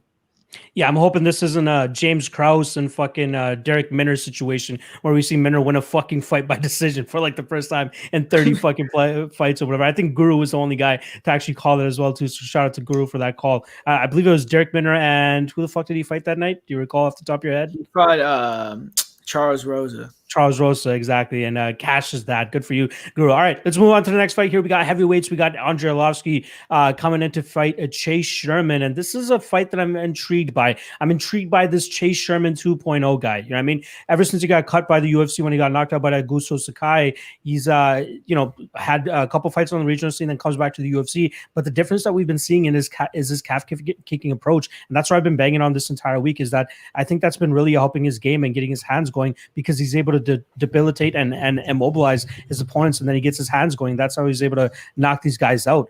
Now let's see him go in there and try to implement that against Andre Arlovski. But the one thing that's almost a constant with Chase Sherman is in 21 fights, only 3 of his fights have gone to a decision. The guy either goes out there and gets the knockout, or he ends up on his shield. And I think that's what's going to happen here as well. Now, Andre Arlovski hasn't had a knockout victory since UFC 187 when he had that crazy war against Travis Brown. But I feel like the way that Chase Sherman almost, again, like goes out on his shield, I like the under 2.5 in this fight. That's kind of my approach in this fight. We got plus 120, plus 125, and that's kind of my strongest play for this fight, as I believe that Chase Sherman is going to move forward, hack that front leg of Andre Arlovski, and start to get his hands going and possibly get a knockout of his own, or Andre Arlovski will catch Chase Sherman slipping and possibly put him out with a combination of his own. People will say, go back and watch that Tanner Boser fight, right? Tanner Boser, heavy leg kicker himself too, and he ended up losing that fight. But the difference here is that Tanner Boser is a leg kicker. He's not really a calf kicker. He doesn't really target the calf the way that Chase Sherman has been doing it over his last several fights. And I think that's going to be the ultimate difference here. I think that we'll see Chase Sherman, damage that lead leg of Andre Arlovski, and then really start getting his hands going. And that's where we'll see the pop of Andre Arlovski's shots start to fade, and we'll see the combinations start to fade. We'll see the output of Andre Arlovski start to fade, and that's where I think that Chase Sherman will take over. The funny thing is, Chase Sherman he's like this butt of the joke of the MMA community, and I don't completely understand it. Like, the guy is a decent fighter, right? Like, he does have some good chops, and let's give him the credit where it's due, but it's not like, the people are putting him on like Artem Lobov levels, right? I don't think it's that bad. Like, I think he still has some good technique in his hands, and obviously this new approach that he's taking with his MMA game, it's working out for him. So now he's off the sauce. And when I did my live stream this morning for the weigh-ins, I pulled up a side-by-side comparison of what he looked at the weigh-ins this morning and what he looked at the weigh-ins last time around. He looked a lot more jacked, and he looked a lot more cut up last time around. And you got to believe it's that USADA that he was on that night, right? So how much of an impact is that going to have on him this time moving forward? But to me, I feel that he'll still go out there and try to follow that similar game plan that he's been doing in his last several fights, and he'll still give us the same result, whether it's him getting knocked out or him getting a knockout. So I like the under 2.5 here, but I'm ultimately going to be siding with Chase Sherman to get the knockout here. Clint, how are you seeing this one? Man, you talk about Chase Sherman 2.0. After that USADA ban, I'm looking at Chase Sherman 0.5, man. He does not look even close to as good as the last time out. And off the sauce, I don't know if he hits as hard, man. He looked good last time, but if that fast twitch muscle isn't quite there, if that pop on the punches isn't quite there because he doesn't have his juice, what's going to happen? And, you brought up the Tanner Boser fight. That was a great comparison. You know what the difference between Tanner Boser and Chase Sherman is? Tanner Boser's got a chin. He took some big shots from Andre Arlovski, man. Andre backed him up multiple times, but Tanner Boser, he's able to eat those things, roll with it, and keep coming. We've seen before Chase Sherman is chinny. And I mean, I know these are heavyweights. I know we're talking big boys, but Chase Sherman does not take a punch well, and you can't be hittable in the UFC's heavyweight division. He drops his hands when he throws every single punch. Andre's a great counter striker, and he just showed us against one of the top prospects at heavyweight that he's still durable enough to take a couple of shots. I don't think Chase Sherman's got what it takes to put Andre down, and I think Chase Sherman has exactly the opportunity Andre needs. Guys, Andre Arlovski might get his first knockout since 2015. Like, that's totally on the table for this fight. I did end up pulling the trigger on Andre Arlovski, minus 120. I feel like it's fair that he's the favorite. In fact, Chase Sherman, I'm one of these butt of the joke people, Locke. I feel like he doesn't necessarily belong in the UFC. His last win in the UFC was over a blown-up 185er who decided to parade at heavyweight for a little while. Like, he's done nothing to show me that he's worthy of being in the cage with a guy like Andrei Arlovski. And Arlovski was given some UFC fighters, some good, solid, quality caliber UFC fighters fits in his last couple of fights. In fact, a couple of his decisions he's been to lately were highly questionable. I feel like he won a couple of the fights that he's had. So he's not done. Andrei Arlovski's not shot. And off the sauce, I don't know that he's going to have what it takes to knock out Andrei Arlovski. I like the favorite here. I don't like betting the old men, but I feel like they're live this weekend.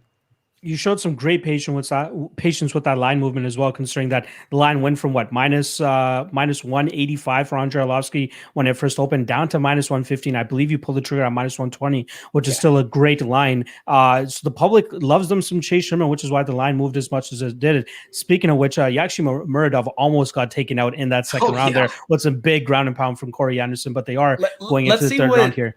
Let's see what Anderson's got left in the tank in the third round. I don't know if you guys saw the spinning heel kick, but he almost took Anderson out in the first round. So I saw that too. It was this nice. fight. My boy is in this fight. Well, let's see. Let's see. If starting up. All right, Bleed. What do you got for Sherman and Arlovski here, buddy? Yeah, man. I think it's lined correctly, man. I think this is a close fight. I think you guys are right. Sherman did look a little more out of shape for this one, and it does have me a bit concerned. I do like, the evolution Chase Sherman's shown. I feel like I like this kid. I like the direction he's going in, but my goodness, they matched him up. Andrei Arlovski on short notice. We got to bring that up, and I am a little bit concerned about Arlovski on short notice. I do think he's one of these guys that's constantly in shape, though. This guy's as veteran as it gets. Former UFC champion, although it feels like it was literally a different organization at this point. We're so far away and, so evolved. But, I'm going to take the Arlovski side. I think that the old man he's got so many tricks. He's so crafty. He's so good. I mean, unless he gets blown out, like an Ngannou situation, a Rosenstruik situation where he gets caught early, man, he just grinds these fights out, seems to find his groove, seems to find his niche. And even in a losing effort, Andrei Arlovski just makes a fight close. And I just think at this point, I think this fight's probably going to take place right at boxing range. And I'm going to side with the old man. I'm going to take the 42-year-old here. I'm not going to bet it. I just feel like I can't bet it. I don't want to put money on it. But for the sake of making a pick, I'll take Arlovski. And I think that I think it's going to be a close fight. But I think Arlovski yet again gets one of these close nods. And I like it to go to the judges actually. All right, Guru. Well, what do you got? We got two on Arlovski and myself on Sherman here. You joining me on my island, or you gonna ditch me? What do you got? Yeah, man, you're gonna be alone, man. I would go with Andre. So it's like, man. I mean, it's an interesting fight because, like you guys said, Chase Sherman, he did probably look the best ever looked in his last fight, but then he paused on USADA and he looks bad at the weigh-ins. It's like almost like you could almost discount it in a way, right? But you look at his fights, even like in bare knuckle, he did go undefeated in MMA after he left the UFC, but he lost a couple bare knuckle fights. I mean, I don't know if you saw Joey Beltran not really putting it on him, man, like beating the shit out of the guy. So like he's had some wars even outside the UFC. So like he's definitely taken a lot of damage. And I feel like Chase Sherman is now one of these guys that's going to pose a huge knockout threat. I mean, he doesn't really get a lot of like one-shot KOs. I don't necessarily see him like putting a barrage of punches on Arlovski. I just feel like Arlovski's too much of a veteran to allow him to kind of overwhelm him like that. And ultimately, I just feel like, Sherman is just going to gas out. I think he gasses out in like all of his fights as well. So, Chase Sherman, to me, I mean, he got that nice win. It was over Ike Villanueva, though. I mean, you have to kind of remember that it's a 205er. It's someone that's not even that good at 205, a guy that took a loss to Jordan Wright. So it's like, really low-level return for Chase Sherman. I feel like Chase Sherman, could even give Andrei Arlovski opportunities to get a finish in this fight because, if you look at like the last time Andrei Arlovski fought a guy that, is a punching bag type of guy like Chase Sherman and Ben Rothwell. I mean, I think he set the record for most strikes landed in a 3-round heavyweight fight. And definitely don't think, a guy like Chase Sherman has the durability of someone like a Ben Rothwell. So I do think Andre could even potentially get a finish in this fight because, a lot of these guys that Andre beats by decision, I mean, he coasts. I mean, he doesn't really go for the finish either, but he'll feint, and then, he'll land some big shots like on Tanner Bozer, on Felipe Lins. And, he has some power, so they don't want to get hit by him again. But I feel like Chase Sherman is, going to go into that fire and try to make it, a dogfight. If he doesn't get him out of there early, I mean, we've seen over and over. I mean, even like Augusto Sakai, like who to me isn't a guy that we're going to say is a cardio guy. I don't think anyone's going to be like Augusto Sakai picks up the pace or, but he was able to wear down Chase Sherman, finish him in the third round. And, Chase Sherman looked totally gassed in that fight. We've seen him totally gassed against real low-level guys like Justin Ledet, Rashad Coulter in the third round. So Andre Arlovski, I mean, huge step up. And I just feel like Arlovski is going to be able to be a little bit smarter and maybe even be able to get a finish late, but definitely be able to get a decision if he doesn't get the finish. All right. So I am on an island here with Sherman, but I'm just hoping for that under 2.5 hit. That's the spot that I like the most here. I'm hoping that we get a violent finish regardless. What we did get a violent finish in was just Corey Anderson pounding the shit out of Yagshimuradov in that third round. God damn, his wrestling and his top pressure is nothing to be fucked with. If his chin can hold up, he will fuck your world up, and that's exactly what happened this weekend. So I don't bang on you guys at all for taking the plus money shot against Corey Anderson, but man, the guy looks like a problem in Bellator right now. Let's see how that chin holds up as he continues to go through the tournament. I think he's actually fighting Ryan Bader next, right? I think he's lined up. That's how he's set up in the pool. So chin won't hold up against Bader, I'll tell you that. Yeah, Bader versus Bader. Yeah, how good is that wrestling going to be too, right? That should be an interesting. That's the interesting aspect. Fight right there, right? Yeah, that's a great fight. Because we've seen Bader against other wrestlers like when he fought Phil Davis, and it's like those were close. So yeah, and they're just striking matchups, right? That's how those ones eventually played out. All right, let's move on to the next fight here. We got the co-main event. We got Drakkar Klose going against Jeremy Stephens, and we had a bit of a scuffle at the weigh-ins here. Hot-headed Jeremy Stephens doing what Jeremy Stephens fucking does. Clint, how are you seeing this one go down, buddy? Yeah, man, this is another one of those fights that I'm really torn on. This is really close. There's a lot of ways that this could play out. I mean, Jeremy Stephens is a guy that's been on a really bad losing streak, but he's fighting the best of the best down at 145. So it's not like he's losing to bums, and he took a round off Calvin Kattar before he got hit with that elbow. I mean, like, he was in that fight. And he just seems to have gotten caught a couple of times. Maybe the weight cut's getting too bad for him. Maybe it's the durability. He's been fighting literally forever. And that's kind of my concern here is maybe he's a little too old. Maybe he's a little too busted. Moving up to 155, maybe that improves his durability. I'm not entirely sure. Drakkar Klose is a guy that's kind of mid-tier to me. Like, I'm not super excited about him. I don't think he's ever going to be a top 5 or a title contender or anything like that. Like, I think he's going to end up being a bit of a gatekeeper. He's tough. He's got good boxing. He's good everywhere, but he's not excellent anywhere. And this is really close, man. Jeremy Stephens coming up to 155 did not look out of place. He was toe-to-toe with Drakkar Klose, and then especially with the heat, I feel like Jeremy Stephens playing some mental games, man, at the weigh-ins, getting the shove off on Drakkar Klose and then basically shaking it off like nothing. You could tell Klose was like super upset. I almost feel like Jeremy's trying to bait this kid into a slug match, and if Klose bites on that, we could have a nice solid under 2.5 here at a decent line, because these guys can both wing big bombs, and we saw Klose almost put out Beneil Dariush when he fought last time out. So I wouldn't count anything out in this fight. I kind of lean to Jeremy Stephens. Like I said, I think he's a little bit better of a fighter. I think he's a little bit more seasoned. He's got the better resume. But at the same time, Drakkar Klose, he's used to fighting at 155 more recently. He has no problem, using cage control, pinning his opponent up against the fence, slowing the pace down. If he didn't get, emotional, if he didn't let his emotions get the best of him because of that shove from Jeremy Stephens,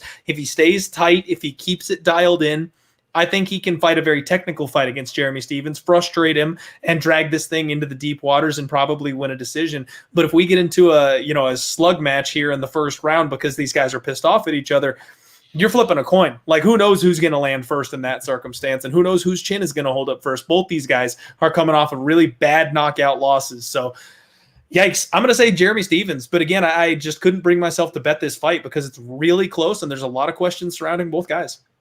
Yeah, there's a lot of line movement on this fight too. It's similar to the Andre Arlovski fight. We had Jeremy Stephens open up at -155. Now he's down to -115. Seems like the public is loving them some Drakkar Klose bleed. Where do you fall in this for this matchup? Oh, man. Well, another super close fight, and the odds totally reflect it. I don't know how really you come out of here with a super strong lean. I mean, stylistically, these guys are pretty similar, right? I mean, I think the UFC knows what they're doing making this matchup. Both these guys want to get in there, go toe-to-toe, and just bang it out. And I'm going to tell you right now, based off what we saw at that face-offs, if you have a prop on your book for fight of the night, however long this one goes, it's probably going to be a war of attrition. I think these guys are going to get in here, and I think they're just going to have at it. And having that thought, which again, I do believe my theory on this was strengthened by what we saw this morning. I'm going to go on the Klose side. I feel like Klose, these guys are essentially the exact same age, but in terms of mileage, Jeremy Stephens, the guy that's been in 50 professional fights, the guy that's been, knocked out recently, as has Drakkar Klose, right? Yeah. At the same time, though, I just feel like it's piled up on Jeremy. He honestly, he looked very good early in that last fight against Calvin Kattar.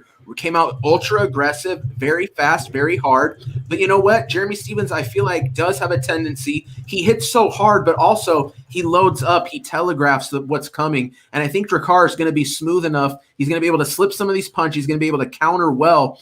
And also, as hard as Jeremy Stephens comes out, he's a guy that we see the output drop off even at the end of the first round, moving into the second and third round, whereas Drakkar seems to be more of a paced fighter. I do feel like Drakkar Klose has, no pun intended, the ability to make every fight he's in very close. He's had some decisions go his way that probably shouldn't have, but nonetheless, these are always very close fights he finds himself in. I think Jeremy's going to come in here hot early, and I think if he doesn't finish Drakkar, I think Drakkar, as this fight goes on, is going to find the timing, find the speed, find the distance. And, like I said, very close fight. Give me the guy who's got the plus money attached to him. I'll take Drakkar Klose here. All right, Guru, how are you seeing this one go down? Real quick, Guru should shout out the prop that everybody's on in case the chat wants to jump in here since we're headed to the main event in Bellator.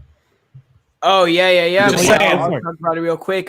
Phil Davis versus Vadim Nemkov. Man, this is a crazy fight, right? it's like they already fought once. It's a split decision, and everyone knows about Phil Davis, from his UFC tenure, but we all saw this. So we're all, I think I'm not going to try to give the lead to everyone, but because I was the one that initially started it. So blame me, if it doesn't work out and you bet on it. But yeah, we all bet on fourth round, fifth round finish for Phil Davis. plus 2,800.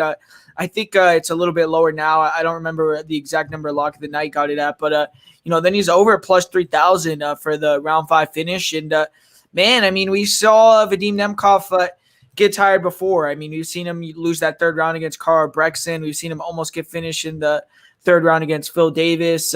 Seen him, not answer the stool, in his fight against Jerry Prochazka, I believe. So, he's shown a lot of cardio issues, and I think that's a pretty good play. So, if you guys jump on it and it loses, you can blame me. But I actually am pretty confident that Phil Davis is going to get the win, man. And he's an underdog. So, we're going to see that main event coming up for Bellator. Bellator, man, shout out to them. They've been putting out some quality cards, man. Even the prelims for this card are pretty good. I think the first fight of the night I cashed on, and it was J.J. Wilson versus Pedro Carvalho, which is a high-level fight, man. A high-level fight for the first fight in a Bellator card. Man, you got to give them, something for that. But yeah, we're gonna talk Bellator about shock, man. Yeah, but we're gonna be talking about Jeremy Stephens, who, man, I actually like fading this guy, Jeremy Stephens, right? It's like he has the most losses in UFC history, but Drakkar Klose is another. Yeah, Drakkar Klose is another guy. It's like I like faded Drakkar Klose too. I love that. Like when he fought Beneil Dariush, man, he was a favorite in that fight. I was like, that's real surprised. Real surprised. I don't think he was. I'm pretty sure. I thought he was when I played that weekend. Closing. I can't remember. I know it was close either way, but I should know. I cashed Dariush, but I don't remember. I'll take your word for it, though, Guru. But yeah, I remember. I don't know. I remember either way. It was like a real close money line, and Drakkar Klose did hurt him in the fight, and I do think Drakkar Klose is a decent fighter. He has that good low calf kick. I feel like that's really like the extent of his danger on the feet. If him and Jeremy just trade punches, I think we can all agree Jeremy probably is going to knock him out. But, I think Drakkar maybe is a little bit, more technical. But, Jeremy Stephens, to me, I don't know. I feel like Steven just fought way better competition. So, like, that's something that you kind of have to put into account. And I do feel like Stevens has the power edge, even moving up in weight. Another thing I don't like about Jakar Klose, man, is like he's a former college wrestler, but like he doesn't hand fight on any like when you body lock him, try to take him out with the body lock. No hand fighting. When you take his back, you're going for the rear naked choke. He doesn't hand fight at all. It's like I don't necessarily know what he's doing. Like it's like I don't know. Like it seems like he's super weak off of his back. Like he's kind of like one of these guys that maybe doesn't like to train jiu-jitsu very much. I mean, I feel like he's like white belt level. Yeah, I mean, ultimately, I mean, I feel like on the feet it's pretty close. And I'm going to disagree with Bleed a little bit. I mean, I feel like at the weigh-in, he said he thought it favored Jakar Klose with the whole, craziness at the weigh-in. But I think, if Jakar Klose goes in there and tries to exchange with a guy like Jeremy Stevens, I just feel like Jeremy is going to, be a little bit quicker. I mean, he's coming up in weight, and I think he's going to be able to land the harder shots. I mean, I feel like that's kind of, the worst game plan for Jakar Klose to just go in there and exchange punches, because we just saw Jakar Klose get knocked out cold really badly. And I mean, Jeremy Stevens got knocked out, but, Jeremy Stevens has had like over 50 fights. I think he's only been finished by strikes a couple of times, and that was an elbow. I mean, to throw a perfect elbow, you're meeting him as he comes in. I mean, that's a knockout shot, and it knocked him out. But, for Jakar Klose to knock him out, I mean, we've never really seen Jakar Klose knock anyone out. I mean, we've not really seen him hurt even very many people in his fight. So, I feel like Jeremy Stevens, if it becomes a firefight, that's going to be his world there.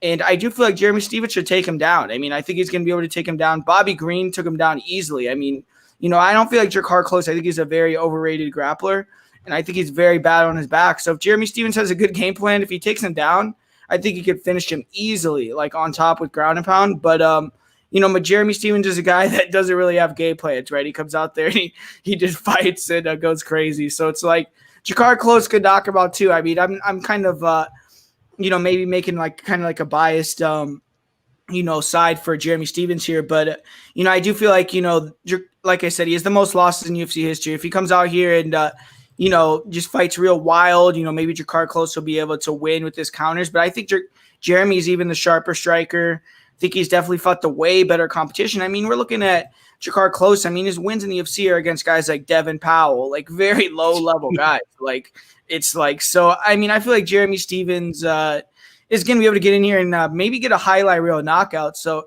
I'm pulling for Jeremy. I mean, I like him as a fighter. I mean, he kind of has a fun style. And, I mean, he did talk about, he's gone completely sober. So, I mean, I don't know what you guys think about that, but, he's not drinking anymore. Maybe he's going to be in a little bit better part of his life. I know he said he had a real, bad time, like with his mom before the Calvin Kattar fight, where he had a lot of things outside the cage. So maybe he'll be a little bit more centered, a little bit better at 55s. Who knows? I mean, it's not a confident pick, obviously, but I'm going to go with Jeremy Stevens. Yeah, I like the Jeremy Stevens side on this side too, right? I think this fight will primarily play out on the feet, and you got to go with the firepower that Jeremy Stevens brings to the table. On the flip side, like I'm not understanding the close knockout power that he has. Like, yeah, he rocked Beneil Dariush, but that seems to be a trend in Beneil Dariush fights. Yet Dariush just never goes out. He just has the awareness to get back into the fight and just pull off the victory on his own. But close, like you got to go back to his early career to find any time that he's actually knocking anybody out. He hasn't recorded a knockdown in the UFC either, and I'm going to say it. I think that Jeremy Stevens is still durable. He's gotten finished twice in his last 5 fights, but let's just quickly break those losses down. Jose Aldo, body shot. Most people are going to crumple to that. That was a perfectly placed body shot. So he goes down from a body shot there. Then the Calvin Kattar fight, like you guys talked about, that step-in elbow had the force of Zeus behind it, it seemed like, because that guy crumpled right under it. And then, he didn't even go clean out either, right? There's a ground and pound that followed it up afterwards. And then even after that, he was still like, he was conscious, which is absolutely insane considering how much damage he took even after those strikes. So I think he's still quite durable. And before that, you'd have to go back to December of 2012 to see the last time that this guy actually got knocked out by somebody or lost via KO to Eve Edwards. So I think he's still quite durable. I'd be surprised if we see Jakar Klose actually knock him out here. And I'm actually going to be going on the Jeremy Stevens side. Both guys have a solid leg kicking game. Jeremy Stevens is able to implement it very, very well most of his fights. And then obviously lets his hands do the talking more often than not. Yeah, this fight should be fight of the night, especially considering the heat that they're able to drum up this morning at the weigh-ins. But I'm going to go with Stevens. Initially, I was thinking by decision, but man, who knows how crazy this fight's going to be, considering that emotions will probably be flying high in this spot. So I'll go with Stevens by KO this time. I think he's going to get the win here. I think that Jakar Klose is just like he does nothing special. Like he's a solid fighter. That's about it. He doesn't really fly off the page with anything, right? So I'll go with Jeremy Stevens, and I'll go with KO. Clint, did I get your perspective on this, or did... I'm pretty sure I kicked this one off, man. We all went a little long on this one, so we made it all the way around the horn. We can't all right.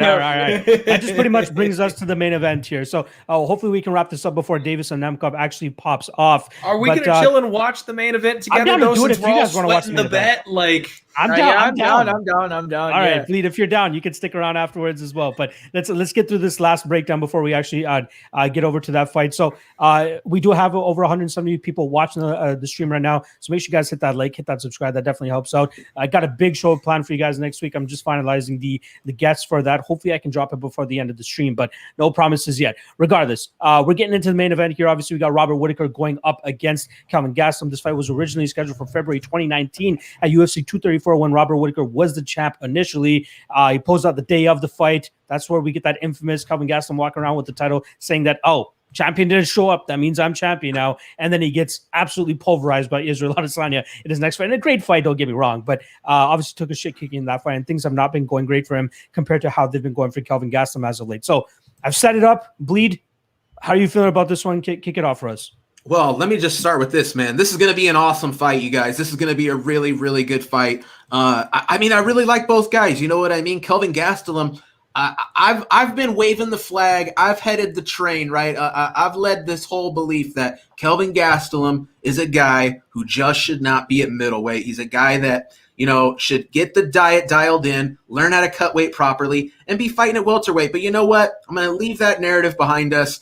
He's failed so many times, time and time again, and he's been at middleweight for years now. And honestly, this guy, Kelvin Gastelum, took this middleweight run all the way to the title. I mean, honestly, gave Israel Adesanya his closest fight up until we saw the loss to Jan Blachowicz moving up a division, right? So, I mean, Kelvin Gastelum is a guy that when he's on, when he's motivated, when he's driven, this dude is good, and this dude can beat anybody. I really think so. I think he's got a lot of talent, great boxing, good movement, durability, has shown wrestling when he needs to, an ability to grapple, just a very well-roundedness, even though he's always the smaller man in there going up against, honestly, some huge dudes at middleweight. Now, Robert Whittaker in himself, a former welterweight, right? Not necessarily the biggest middleweight, but, man, Robert Whittaker, I don't know.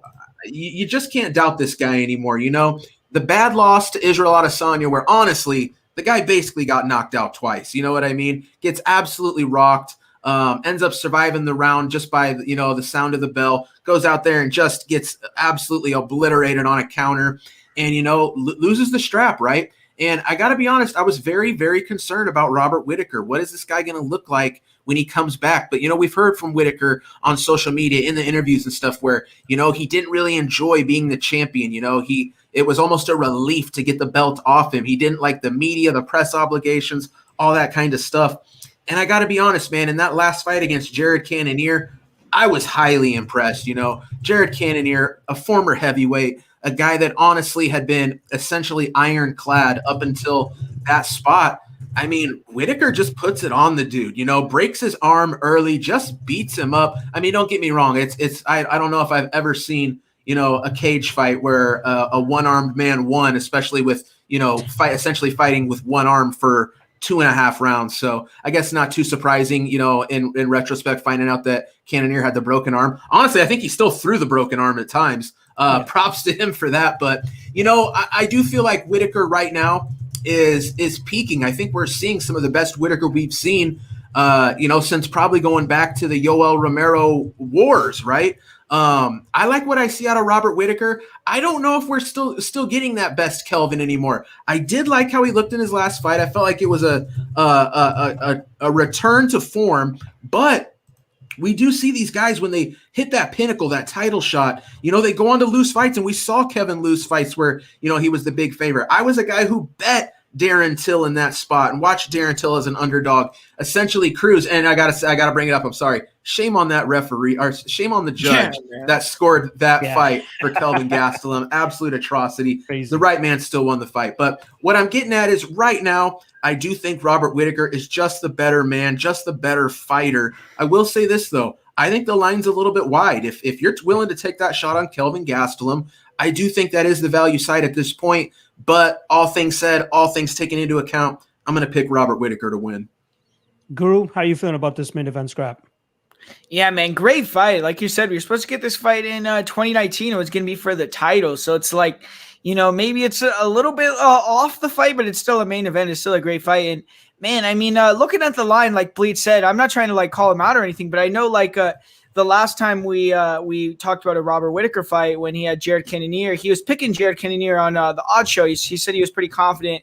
I was on the Whittaker side, and I feel like the line should be similar to what it was when he fought Jared, where it was like closer to, I don't know. I don't think Whittaker should be an underdog. So maybe you should retract that a little bit, but I think it should be like minus 150 for Whittaker and maybe like Gastelum like plus 125. To see Gastelum like a plus 200. I feel like any middleweight, welterweight in the world, I mean, you see that plus 200, plus 225 number on Kelvin Gastelum. I mean, there's probably some value there. I mean, that guy, like, look at a lot of his losses. Like, he lost to Darren Till, he's lost to Tyron Woodley, he's lost to Neil Magny, even the Israel Adesanya loss. It wasn't a split.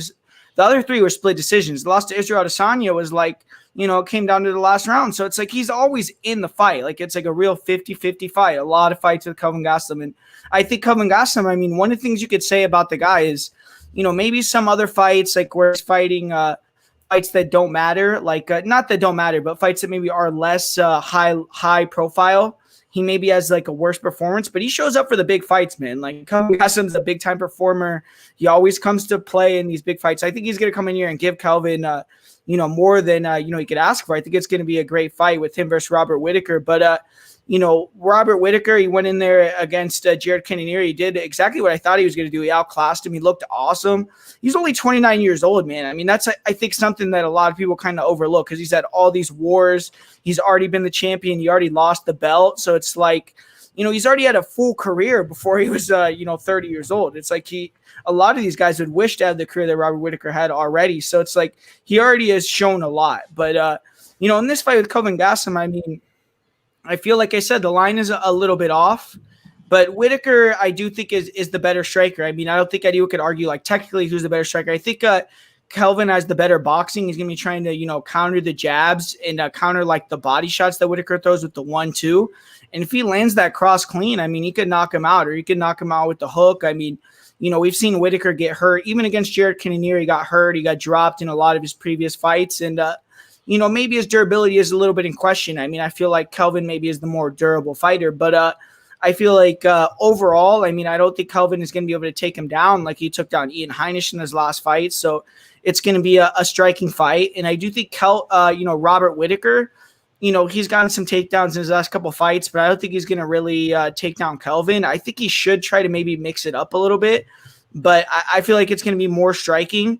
And I mean, I feel like Whittaker, if it's going to go 5 rounds, I think Whittaker will probably win the fight. I mean, I think Kelvin needs to get the finish.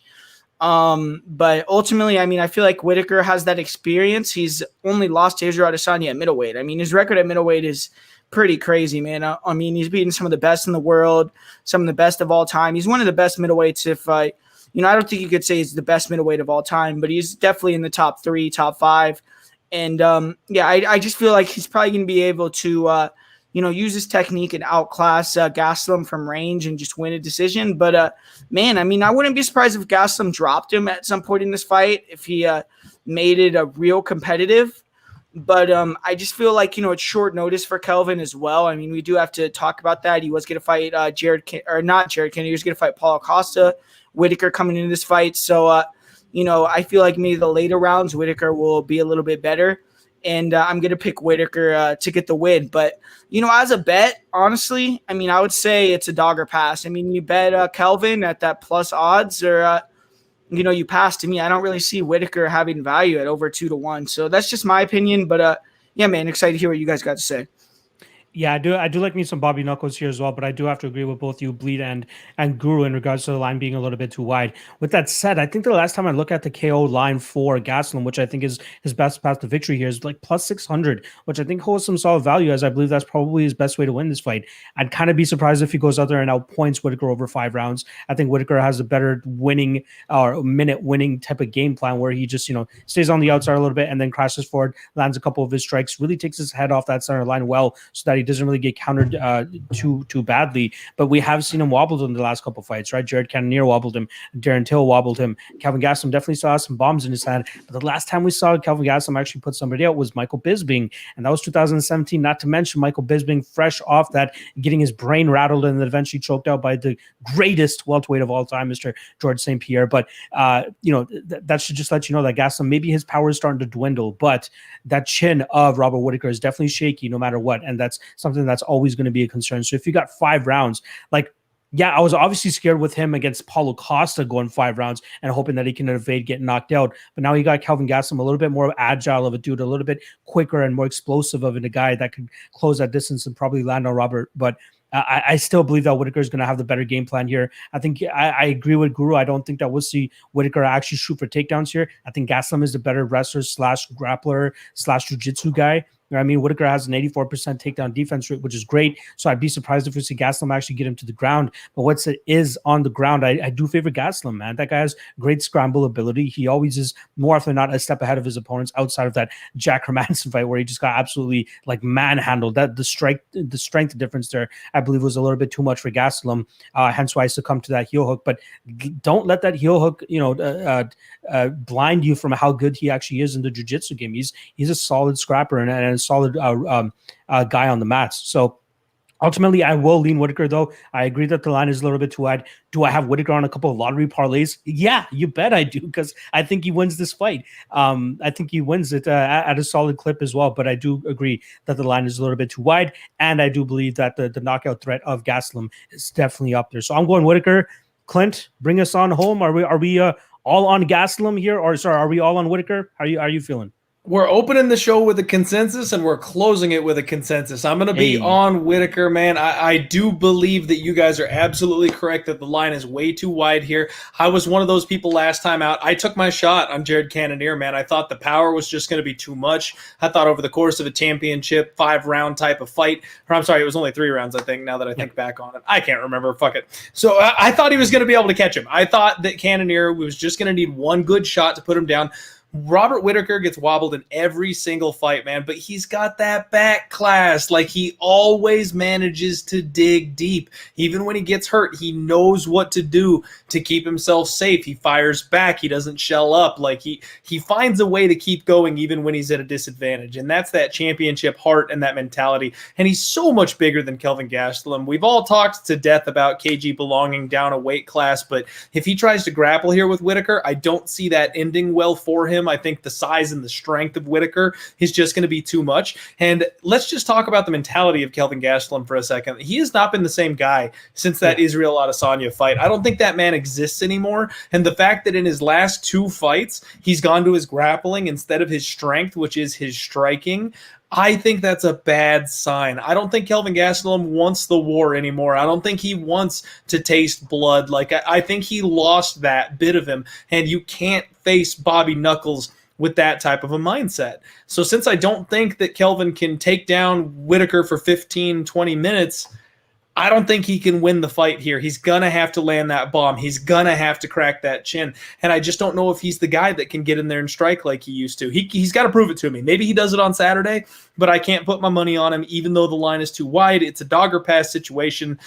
I can't do it. I think Whittaker, I probably, Kelvin Gastelum, if anything, is still durable. I don't see Whittaker catching a heel hook on him. So Whittaker by decision is kind of the way I see this fight playing out. I think these guys are going to respect each other, and it's going to start slow, and they're going to be a little bit more tempered with the way they go about the fight.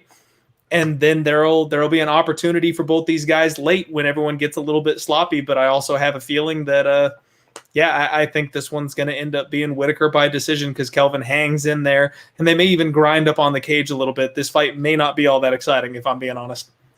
Yeah, it could be a technical striking match here where both guys are just waiting for their opportunity to explode and not really get hindered by the counter that's probably going to be coming their way from either guy here. But I'm happy to see that all of us are on the same side here with Kelvin Gastelum. So I do appreciate you guys coming on for the show.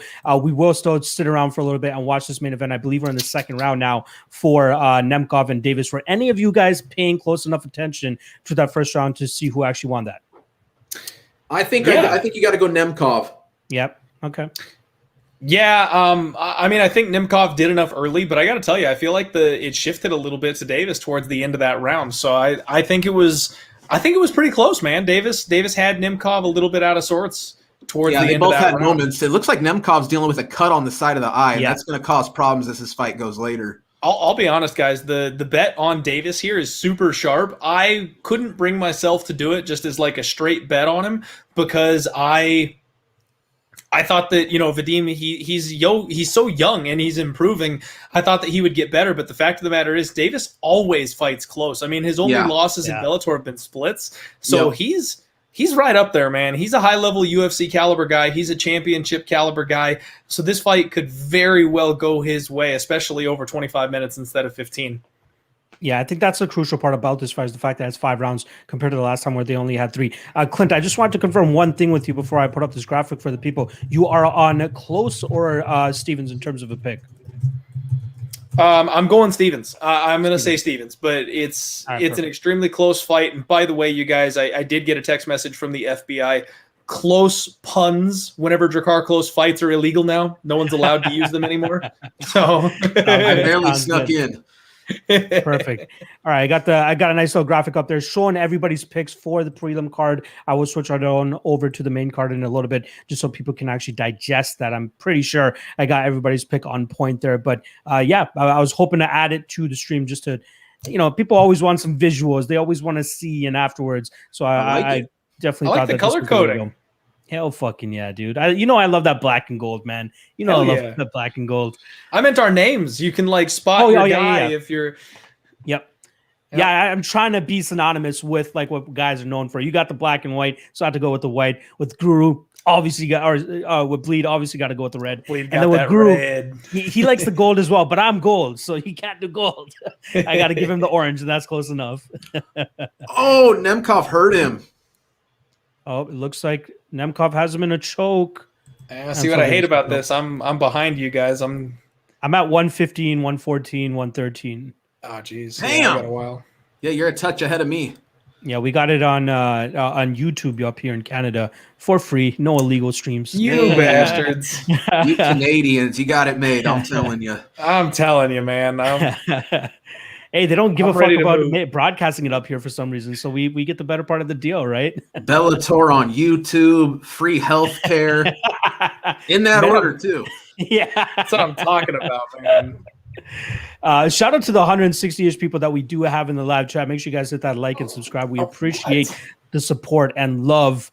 We are just going to switch on over to the Bellator fight right now that's going on. We are just about done round 2. Let's see if Phil Davis's cardio will start to come through, as most people predicted if they had him winning this fight. And let's see if we can cash those round 4 or round 5 tickets, because that would be nice. I got plus 2,200 on round 4 and plus 3,300 on round 5. So hey, after losing my legit bet on Yags, my one and only Bellator bet, man, I would love to cash this round 4 or round 5 prop to get me right for the night, because that one did not feel good. I'm right there with you. All right, here we go. End of round 2. Let's see, Vadim, start to gas out, my guy. Last one more round, but then start to gas a little bit more. But start showing the signs, right? Get a little tired. Exactly. Start giving up takedowns. I mean, Davis is doing the right thing at the end of this round, though. He's got him pinned up against the fence and stuff like that, kind of dragging on him. That's what's going to do it. That's what starts it. For sure. And I'm still watching the end of round 2, by the way. So I see Guru went to go hit the washroom. And he's back. There he is. Now he's back. We're heading into round 3, Guru. Heading into round 3. And you are muted, and I see your mouth moving. You gotta love these. You gotta love these illegal stream chats, because I just saw a really good point. McGregor KOs both these bums. So Dude, I have not heard truer words. I've not heard the dumbass stream chats. I can't handle it. Those Like, Isn't it kill me, awesome? dude. people say. Those kill me. Like obviously, shout out to everybody that's watching our live stream, and obviously we have content that we're giving you guys. Whereas, like, it's just trolls for days on those like live stream websites, those fucking dark web websites. Dude, But next so level. it's 2018 for Nemkov, or what do you guys have? Yeah, that's how I got it. I didn't pay close enough attention, so I can't give you a good scorecard. Yeah, I think it's 2018 Nemkov. Did he get But- dropped? I saw like people on Twitter saying Phil got dropped. Yeah, he did. He did. He got wobbled. But he's doing the right thing to tire him out. If we're looking for a Yeah. late finish from Phil, he's doing the right thing. He's clenching up. He's grinding against the fence. Homer He's Simpson survived the approach. bad position. Yeah. So- Well, I'm in a hedge situation here because I do have a straight bet on Nemkov, but Guru, when he dropped that round 4, round 5, I was like, oh man, if Davis is gonna win it, it's probably when it happens. So at this point, You're looking pretty good then. Give me Nemkov outright or Davis late, and I can't lose. You know what I mean? So I think that's the first time Phil Davis ever got dropped before. He's never been knocked out, never recorded a knockdown in the UFC, even with going 15 minutes with Anthony Rumble Johnson when he came back and started wrecking house, if you guys remember that fight. The guy's striking has been making improvements since his first fight in the UFC, man. Like, You know came in what? strictly as a wrestler, and now he's like so comfortable on the feet that he can go a solid 3 to 5 rounds if he needs to, just striking. They're showing that replay, and I don't know how much that knockdown was him being hurt and how much of it was him being just like overpowered by off Nemkov. balance. He was off balance. He kind of got barreled over. He got like trucked by Nemkov. Yeah, he got hit in the face at the same time, but he actually blocked the majority of the punch. So I think I don't think he's like compromised from it. You know what I mean? Yeah. I will say Nemkov looks a little bit fresher in this round 3 than I kind of expected him to. I think he's done a much better job compared to the first fight. It's not quite as much output. It's not quite as many like flurry bursts. He's been just a little bit more conservative, and it's definitely paying off so far. I'd like to see Phil attack, get a takedown, man. Like, just shoot a takedown, and let's try to start wearing on him with some grappling or something. Yeah, I mean, especially with how, Carl Albrechtsen earlier, almost exposed. I mean, don't get me wrong, it's his older brother, but, they trained together at Team Fedor, and when Carl got on top, man, Victor couldn't get out. So it really does make me feel like if you got money on Phil Davis, you've got to be tremendously frustrated right now. Yeah. This guy has not attempted a takedown yet. Ooh. Yeah, he needs to be grappling for sure. Mm-hmm. I got to ask you guys, speaking of, since we got on the troll chat a little bit a few minutes ago, what do you guys make of the McGregor-Poirier rematch? They lined this bad boy at a pick'em, and, McGregor went from being a minus 300 favorite to even money, but still the favorite after having been knocked out cold. I think that's an interesting move. I almost feel like Dustin would have ended up being the slight favorite. Well, tell us how you see it, Clint, and maybe I can add to that. So the first time around, I thought the line was too wide. I said I thought McGregor was going to win, but the line was too wide, and that's where I went on this weird run, man, where I was calling these underdogs pulling the upsets and just didn't sack up enough to actually take them the way I usually do. So the underdogs would win, even though I was like, look, that's the value side of the bet. I'm just not going to make it. I just kept not doing it. So I'm kind of kicking myself for not being on DP in that fight because I should have been. Now, this is exactly what I'm talking about, though, where I'm going, look, we have recency bias staring us in the face. I thought McGregor was the overall better guy. I think he's a little bit better everywhere than Dustin Poirier. Now I'm getting him as a pick'em, but I feel very casual right now because why am I trusting McGregor after everything that he's done recently? Dustin Poirier has been battle tested the last couple of years where McGregor's been, getting BJs on a boat. So I don't know that I should be backing the guy whatsoever, especially off a knockout loss. But I kind of feel like McGregor at a pick'em is the move. I don't know. Like I feel like the bookies don't get rich off of being stupid. Dustin Poirier should be a minus 150 here, right? Why did they line McGregor the favorite? If they thought that Dustin Poirier was going to win the rematch, they would love the hordes of McGregor money. Opening up McGregor plus 150, plus 125, and just scoop all that cash when the casuals roll in. But I think they're actually banking on the fact that Poirier is the dog. We just saw him knock this guy out. They're still backing McGregor in this spot. And I feel like that might be the right side. Yeah, man. You kind of touched on it, right? I mean, we just saw the fight play out. And for my money, man, I don't think McGregor quite looked the same. He didn't quite have the movement. It was always the in and out movement and the speed and the timing of McGregor, right? And I don't know if this guy quite has that same speed, that same reaction we saw, early in his career when he's sparking Jose Aldo in 13 seconds, right? The part that I said, Clint, that I like you brought up, this is a guy, Conor McGregor, right now. This guy's in Dubai at like a super yacht festival or something. You know what I mean? Do you know where Dustin Poirier's at? I can tell you. Gym. He's in American Top Team, sweating his balls off, putting in work to beat Conor McGregor and win this trilogy fight. Man, I think that honestly, this line is about, trying to they know that McGregor has the hardcore fan base, and regardless of how the second fight went, I think that, the McGregor money's going to come in, and they know that. Man, I honestly feel the way that fight played out is Conor McGregor going to be able to do enough to adjust to those calf kicks. And honestly, Dustin Poirier was having a decent amount of success in boxing range outside of even the calf kicks. But don't get me wrong, did Conor become so much more stationary after those, the early investment into the calf kick by Dustin Poirier? Absolutely. And maybe that's why I didn't quite see the movement, the reaction, the timing that I'm used to. But man, as far as it stands right now, I honestly think that there probably is some value on Dustin Poirier.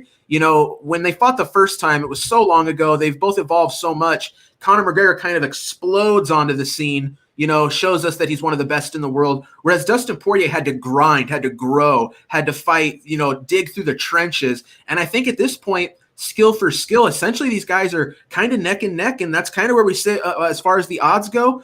And I'm kind of leaning Dustin Poirier as it stands right now.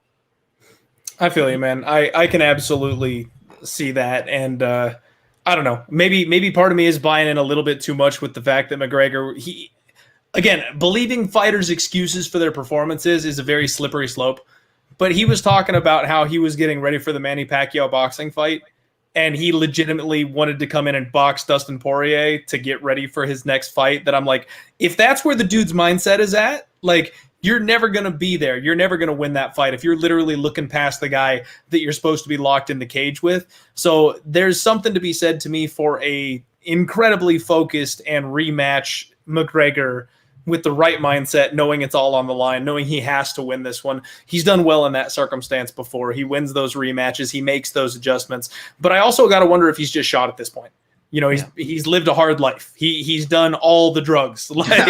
He's just not the same guy anymore. So as much as I feel like there might be value on the McGregor side, maybe him getting that price tag is the right way to be. I don't know that I'm actually going to put my money on it, because at this point, is there a more untrustworthy fighter? It's either McGregor or Kevin Holland. Like, you just don't want your money anywhere near those two guys. So I don't know that I'm betting it. It's just it's a very interesting betting philosophical discussion.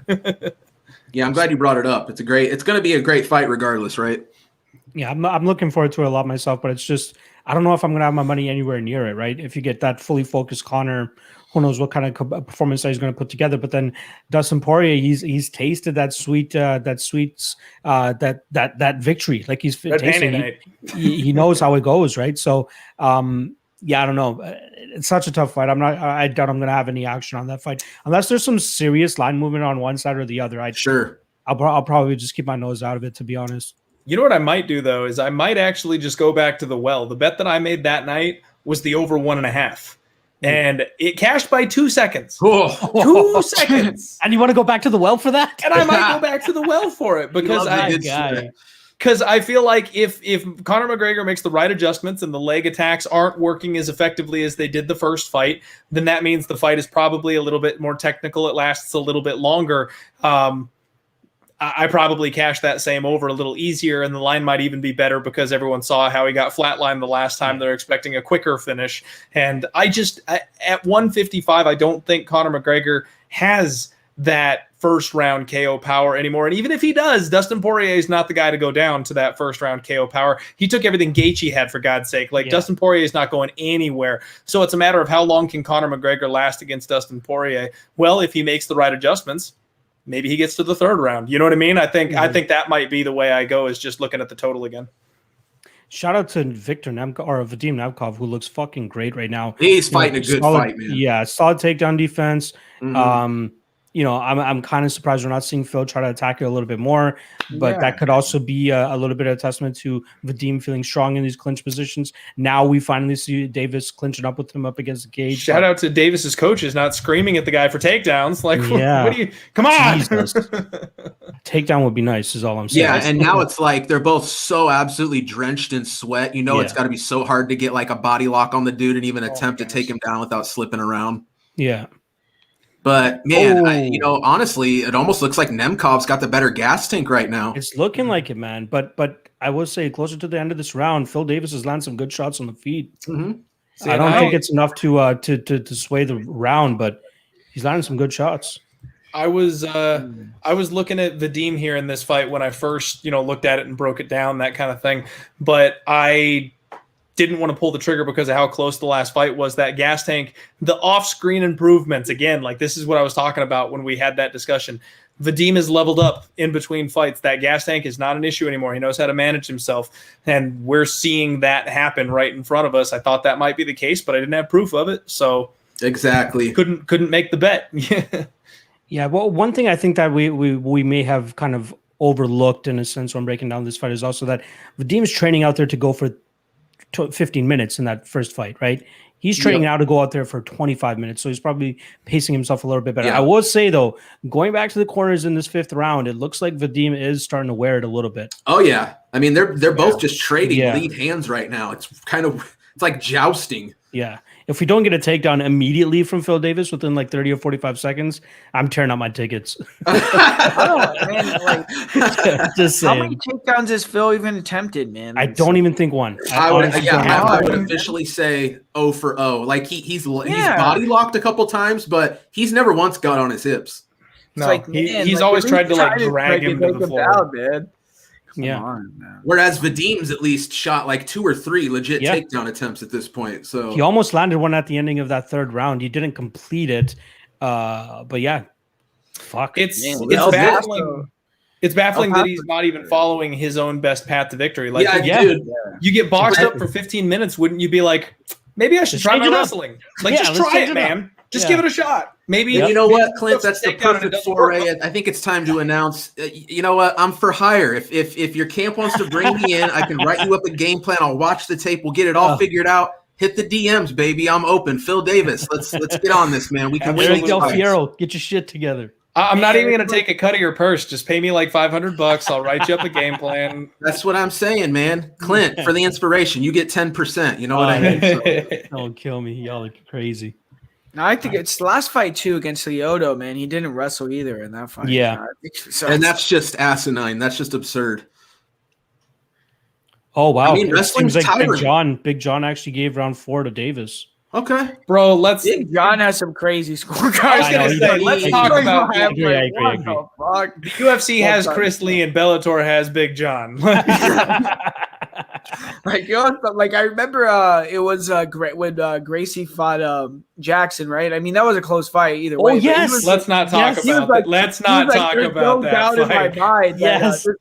There's no doubt in my mind that Neiman Gracie won that fight. I'm like, what? Like, how could you even say it? Like, that fight was obviously like super close. I don't know how you could say there's no doubt in your mind that it was a very close Jackson fight. won the fight. Bro, I got money on Gracie, and I'm not sure he won the fight. Exactly. That was horrible by fucking Big John to even say that. Dude, I'm okay. So like back to that Gracie fight, I'm just getting like PSD flashbacks. So like you all know, I post all my action publicly. Everybody sees my bets. I'm on an awful losing streak right now. I'm getting my shit kicked in. I'm better in NHL than I am in MMA right now. And that fight just had me twisted, man. Separating them when he was in full mount, when there wasn't an illegal strike. That ruined the entire fight because it should have been a TKO right at that moment. It either should have been a TKO or they should have just let it continue. You cannot take a man. You cannot take a man out of mount and then try to. And Guru, I need you to back me up here. I know you're a grappler. I know you've done jujitsu. If someone is in mount on you and you're out of sorts, you can't defend yourself. You're trying to sink or swim. And then they go, whoa, pause, stop. Everybody get up, get a drink of water, shake it off. Let's go back and get down and out.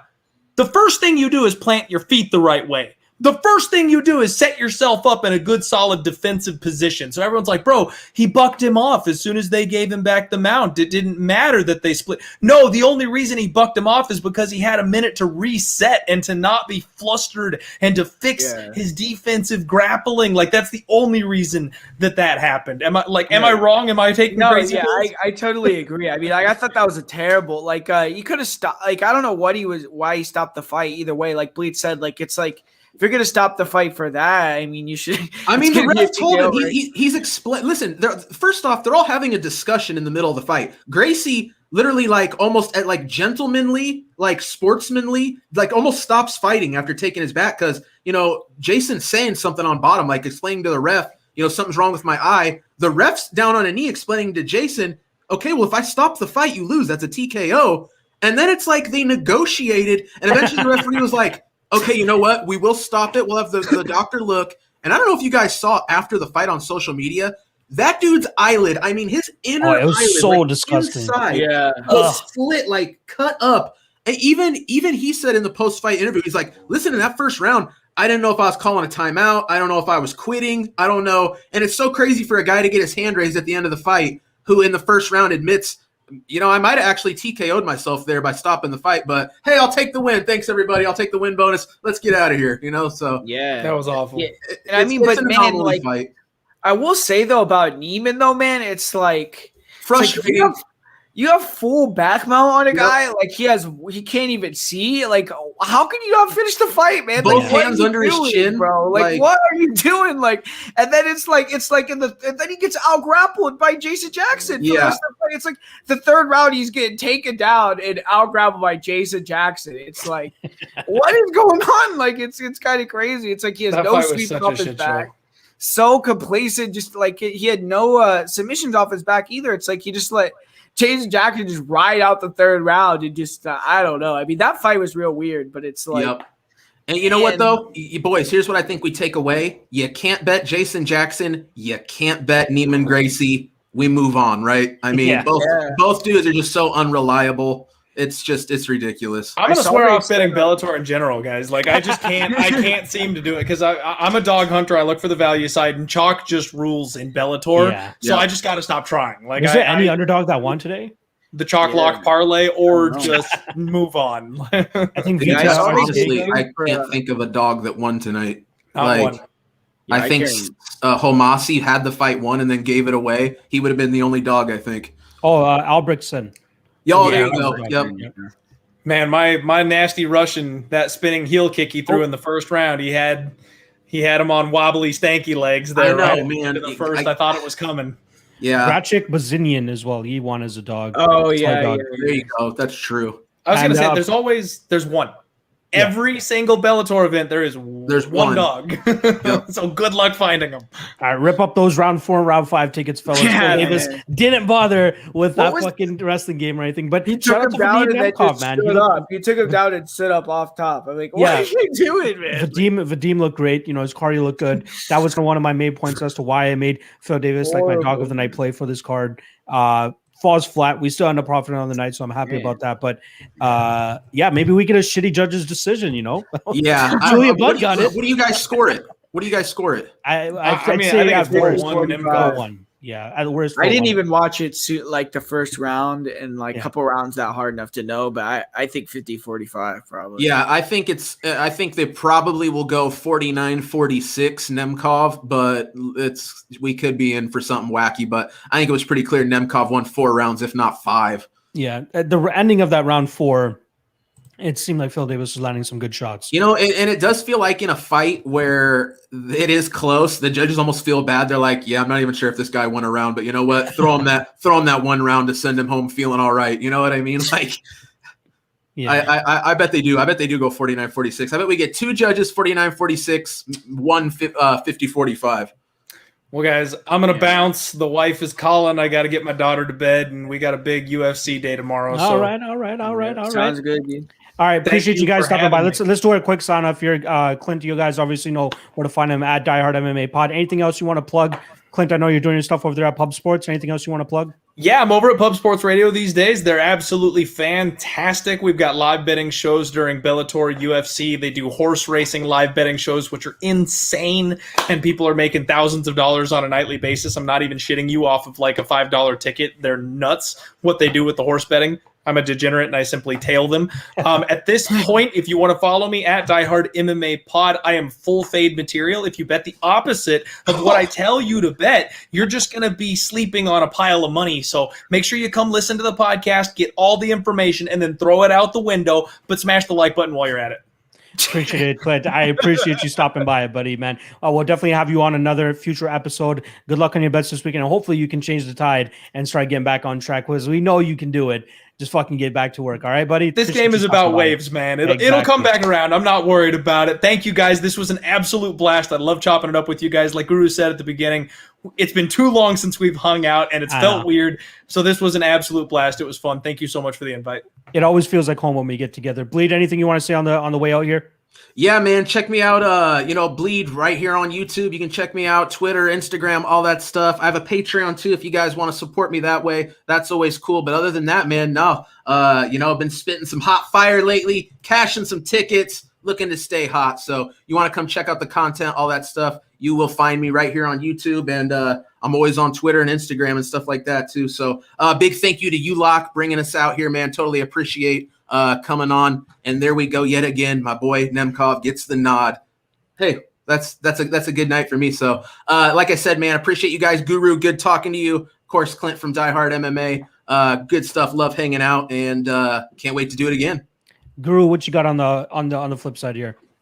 Nah, yeah, dude, for sure. I mean, I feel like this is a good show, and man, I mean, yeah, like definitely don't be strangers. I mean, I feel like we all are pretty cool by now at this point. But yeah, man, I mean, I definitely want to keep doing content. Maybe I'll even start. I don't do like, I feel like it's like I have a channel. I do the one video a week. I feel like I'm slacking. I've seen like MMA Lock of the Night, man. He's doing like all this shit all the time. Like he's killing it. Full time, baby. Lucky. Yeah, man. So maybe I need to start, taking some of his things, hitting you guys up, having some more people on my channel, doing more stuff. And yeah, man, just keep, the community strong. I feel like, all of us have our own type of fan base, but, it all blends together and, they all like to see us together. So I feel like these shows are, fun for the fans and they're fun for me too. Like I love talking to you guys. So it's, it's definitely a win-win and yeah, man, definitely want to keep doing this. So, for sure. Like, I feel like this show is real cool. I feel like it's more like, we got to fuck around at the end where just talking shit now on odds, we couldn't